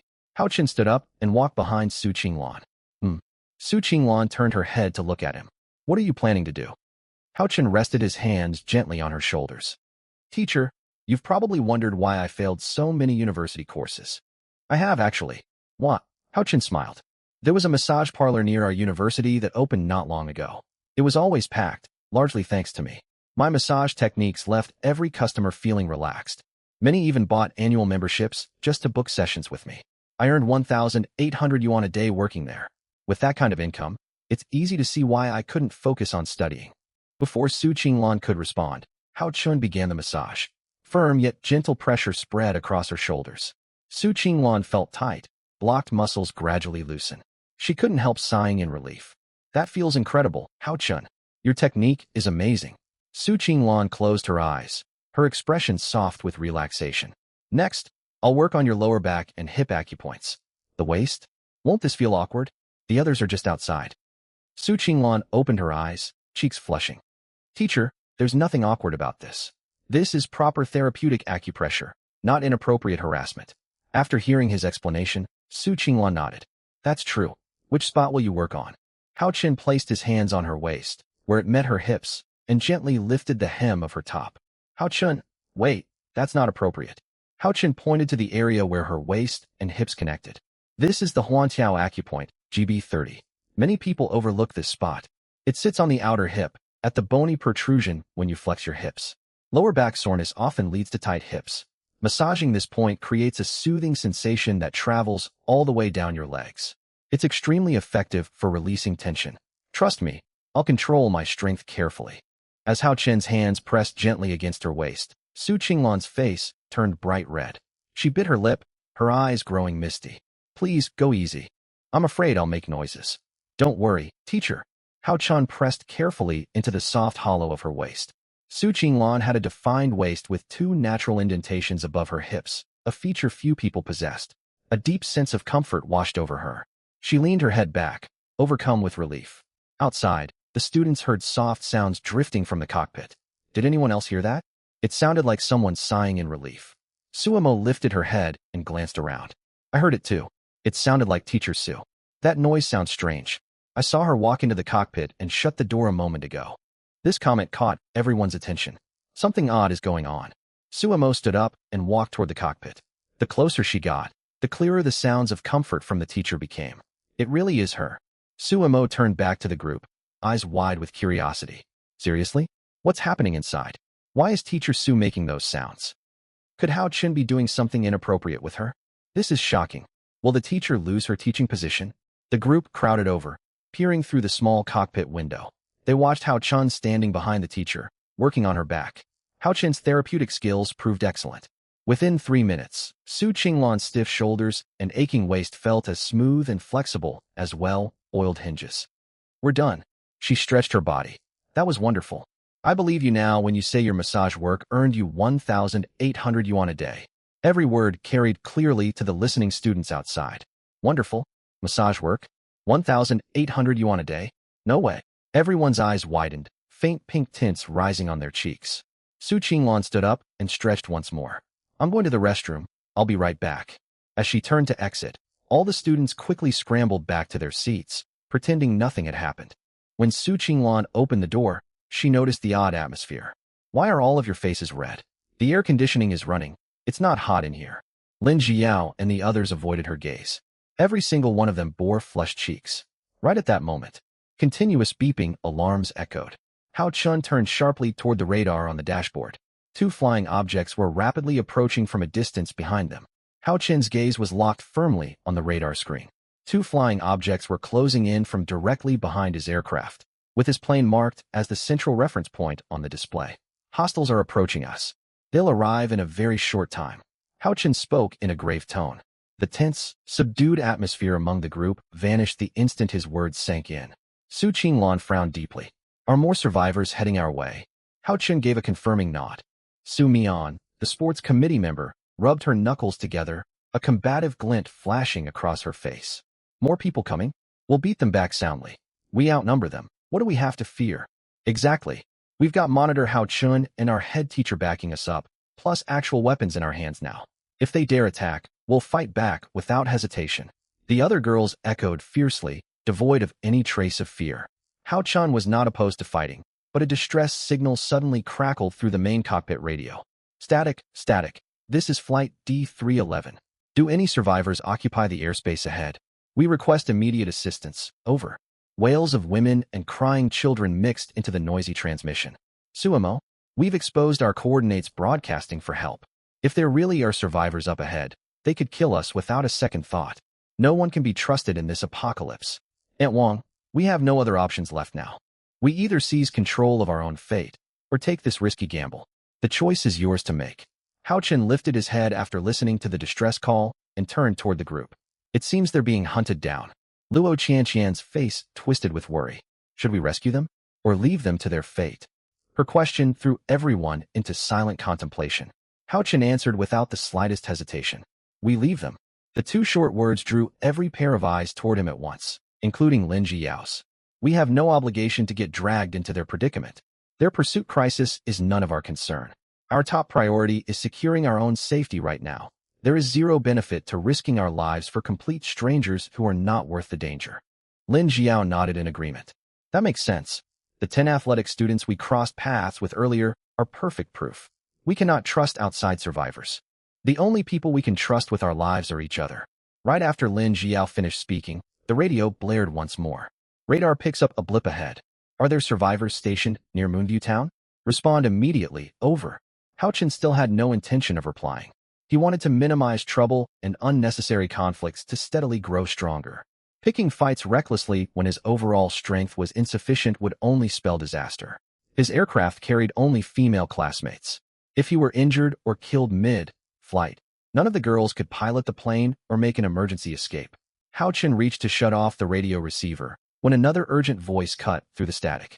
If you agree to aid us, I will hand over 300 universal machine parts alongside 1 crate of fresh water and 1 crate of biscuits as payment. Please, we beg you for help. The transmission was barely finished before a violent explosion echoed from the distant aircraft. Sumo, it's catastrophic. One of our aircraft engines has sustained critical damage. The plane will tear apart mid-air if we don't land immediately. We lack metal materials to repair our aircraft integrity. And we have elders and young children on board. You cannot keep gambling with all our lives.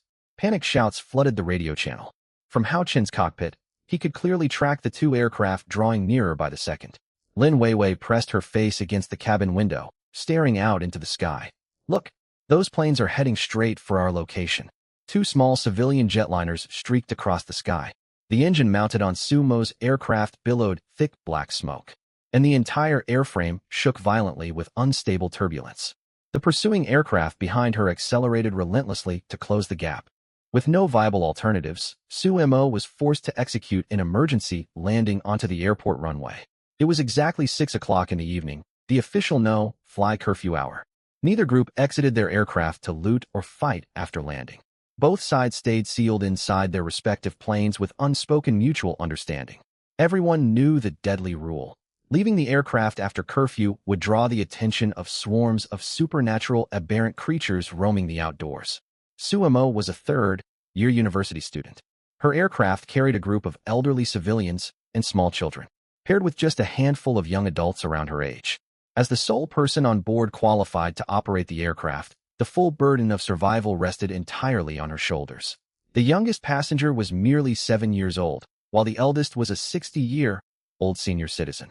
Her aircraft held only 40% remaining fuel, with hostile pursuers hot on her trail. Their odds of survival hung precariously in the balance.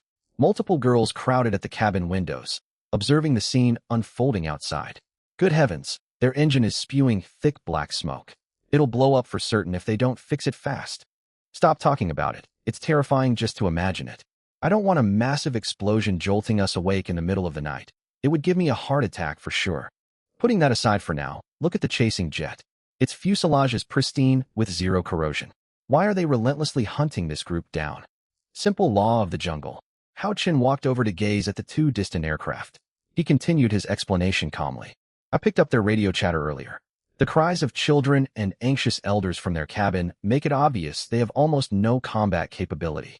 The motive for the pursuit is straightforward. Aircraft can be disassembled via processing stations for universal spare parts, refined metal, and usable fuel. Additionally, captured survivors can be forced into compulsory labor. Rather than executing them outright, the attackers value the practical utility of the aircraft and hostages. It does not take much reasoning to figure out their true goal: seize the plane and enslave the passengers. Lin Jiao's breathing grew rapid, shock etched deep into her expression. So, being forced into servitude is far crueler than instant death? The men will be forced into harsh physical labor, while the women will face. She trailed off, unable to voice the rest of the grim reality. Hao Cheng gave a quiet nod. confirming her unspoken fears. Everyone step away from the windows and draw all the cabin curtains. There's no need to dwell on this grim sight. I plan to initiate takeoff and depart Moonview Town promptly at 6 tomorrow morning. I originally intended to scavenge supplies in this area, but these sudden complications have ruined those plans. What if those hostile planes follow us after we leave? Luo Qianqian voiced her concern. Let them try if they dare. Our fuel reserves are fully stocked. We can easily open up speed and put distance between us. If that hostile jet sets its sights on our aircraft, I will make them pay a painful price for their greed. The sun dipped below the horizon the moment Hao Chen finished speaking. Rest quietly tonight and keep noise to a minimum. Tomorrow marks the final day of the temporary safe protection period. Darkness swallowed the whole of Moonview Town, and countless eerie aberrant creatures emerged from their hiding places under the cover of night. The hostile aircraft belonged to Ben Jack, a citizen from the United States. His plane carried 10 burly, physically imposing American men. Damn it, God won't shield you forever. At dawn tomorrow, my men and I will take your lives for good. We will seize all your supplies, machine parts, and fuel for ourselves. A bald subordinate beside Jack laughed arrogantly. Ben, you forgot another valuable asset. All the survivors aboard their plane can be captured as labor resources. Strong Sun is absolutely correct. Their aircraft is damaged beyond feasible repair. They will never get airborne again once sunrise comes. Victory will be ours tomorrow. A vicious smirk tugged at Jack's lips. Men, crack open our frozen steak rations tonight and brew up instant coffee to celebrate early. Break out the champagne as well. His crew cheered in unison with raised fists. Thank you, sir. Back on Hao Chen's aircraft, his gaze never left the hostile jet parked across the runway. 300 universal spare parts plus 2 crates of water and a crate of biscuits. The reward isn't overly lavish, yet it will grant enough materials to upgrade my aircraft systems. Hao Chen tapped the edge of the window gently with his fingertip. Right at that moment, the black smoke pouring from Sumo's aircraft engine faded completely, and visible repairs began taking effect on the damaged component. A faint smirk spread across Hao Chen's lips. You're a quick-witted survivor. If you can keep up with my takeoff schedule tomorrow at 6 sharp, I may reconsider offering you assistance. Dawn broke with a faint pale glow streaking across the sky at 5:40 the next morning. The sudden roar of an aircraft engine jolted Hao Chen awake instantly. The operation is starting? The engine sound originated from Sumo's aircraft. Its power unit hummed with stable operation. No trace of smoke remaining. Su Qinglan, who had been resting in the co-pilot seat, snapped her eyes open immediately. Hao Chen had already fastened his safety belt, engaged the aircraft brakes, and fired up his own engine. As the aircraft turbine roared to life, he activated the public radio channel. This is Hao Chen speaking to Sumo. Are you capable of matching my flight speed? A 2-second pause hung over the channel before the young woman's voice filtered through, shaky yet filled with overwhelming excitement. I can't believe you finally replied. I'd fully resigned myself to being ignored entirely. Sumo spoke urgently into her microphone. Hao Chen adjusted his own mic and responded in a steady, collected tone. I will ask you one question only. Can you maintain formation speed with my aircraft? If your answer is yes, I can secure a chance for your group to survive this pursuit. Tears welled up in Sumo's eyes. She had waited an entire night for a response, and her persistence had finally paid off. If Hao Chen could fend off their pursuers, she would fulfill any reasonable request he made without the slightest complaint.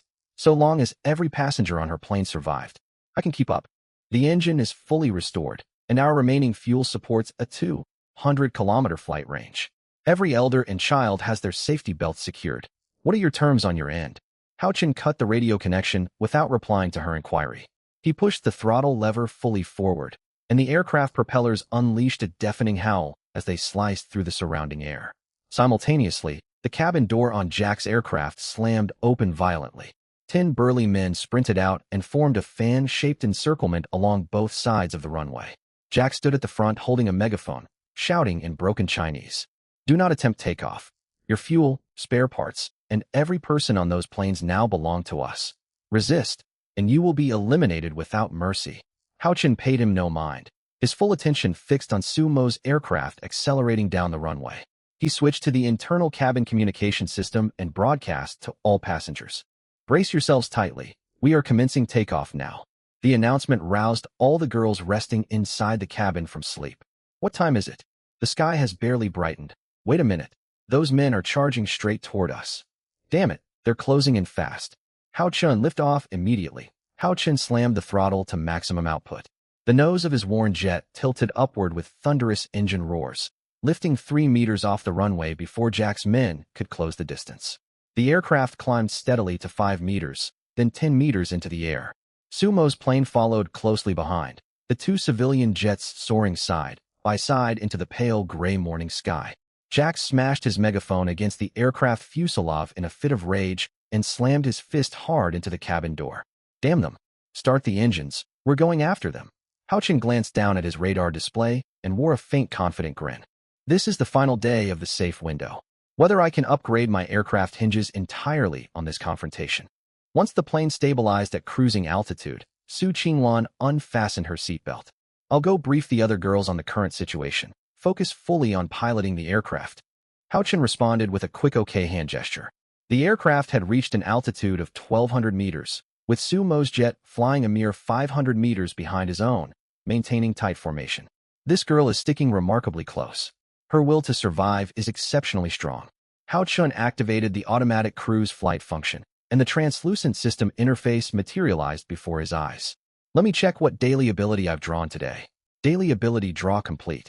Acquired ability, gravity collapse effect, generates a 10-meter gravity vortex centered on the host. The host is unaffected by the field, while all other targets within range are subject to intense gravitational restraint. System notice. This ability delivers potent suppression against F, rank to A, rank aberrant creatures. Its effectiveness is diminished against S, rank and higher entities. Human survivors with a talent grade below S, rank will suffer severe gravitational crushing force within the field. Solid ability. A controllable 10-meter gravity domain works perfectly against both aberrant beasts and hostile human survivors. Hao Chen was satisfied with his newly unlocked skill. A gravity field effectively granted him absolute dominance within a 10-meter radius. If these pursuers attempted to swarm his aircraft, he would show them who held true authority in that bounded space. Sharp warning beeps blared nonstop from the radar panel. A single aircraft was rapidly closing in directly behind Sumo's jet, undoubtedly Jack's pursuit plane. Moving far quicker than I anticipated. They must be burning through large volumes of fuel to gain speed. I wonder what valuable resources they've hoarded on board their aircraft. I can already picture the materials I'll gain once I dismantle their plane after this fight. Hao Chen's monologue was cut short by another incoming radio transmission. Hao Chen, come in. Where should we proceed to next? Do you have a concrete plan to defeat the pursuing aircraft? Hao Chen sorted through his thoughts and replied slowly. Play it by ear for now. Your plane has enough fuel for 200 kilometers of flight. We need to locate a suitable landing zone to set up defensive ambushes in advance. Tell me honestly about their combat capabilities and everything that led to your current predicament. Sumo's tone turned heavy as she recounted the full sequence of events. Her group had previously spotted an abandoned grounded aircraft and obtained a portable dismantling station.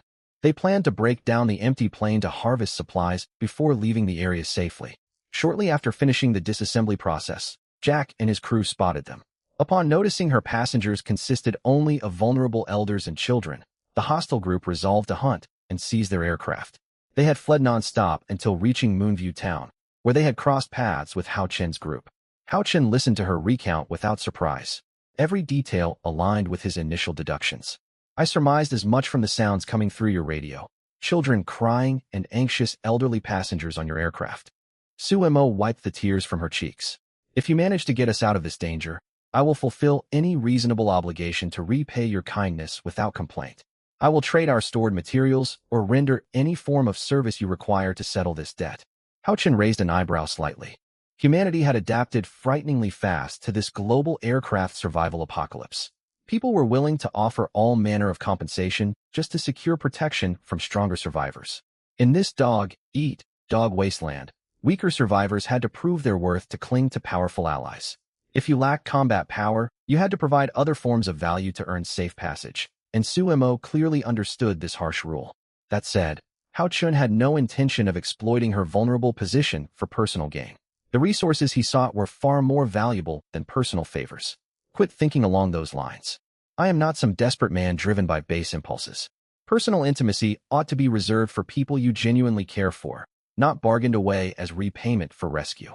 Sumo was visibly stunned by his response. She never expected someone to uphold such moral boundaries amid the chaos of the end of the world. Hao Chen's sincere stance brought a warm sense of relief to her anxious heart. At the exact same moment, Hao Chen's system panel lit up automatically, alongside the system interfaces for every girl aboard his aircraft. Congratulations to the host for surviving 3 full days in this apocalyptic world. Global Public Chat Channel unlocked pilot number 91. Finally got this functional system feature after 3 days stuck in silence. My aircraft is completely out of fuel and grounded in an abandoned village. Does anyone have spare fuel they're willing to trade or donate? Pilot number 8693. Fuel? Don't waste my time begging. Why would I hand over precious fuel just for you to compete with me over scarce supplies? Edible food and drinkable water are incredibly rare out here. Most salvage goods are expired or moldy and unsafe for consumption.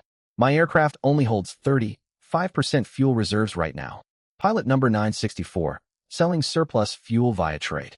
100 liters of fuel in exchange for 10 cases of instant noodles plus 10 crates of bottled water. Private message me if interested. I will send my flight coordinates.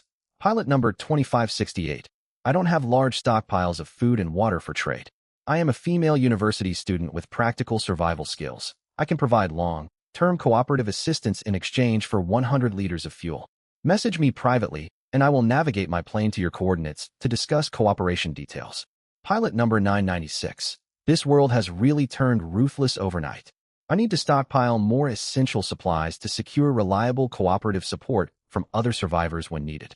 Hao Chen skimmed the chat messages with disinterest. The global chat channel only serves to exchange scattered intelligence and facilitate resource bartering. It holds little practical value for me at the moment. My top priority is resolving the immediate pursuit threat first. Hao Chen refocused his gaze onto the 2 red radar blips closing in on their position. Right then, the aircraft's automated system alert sounded out through the cockpit speakers.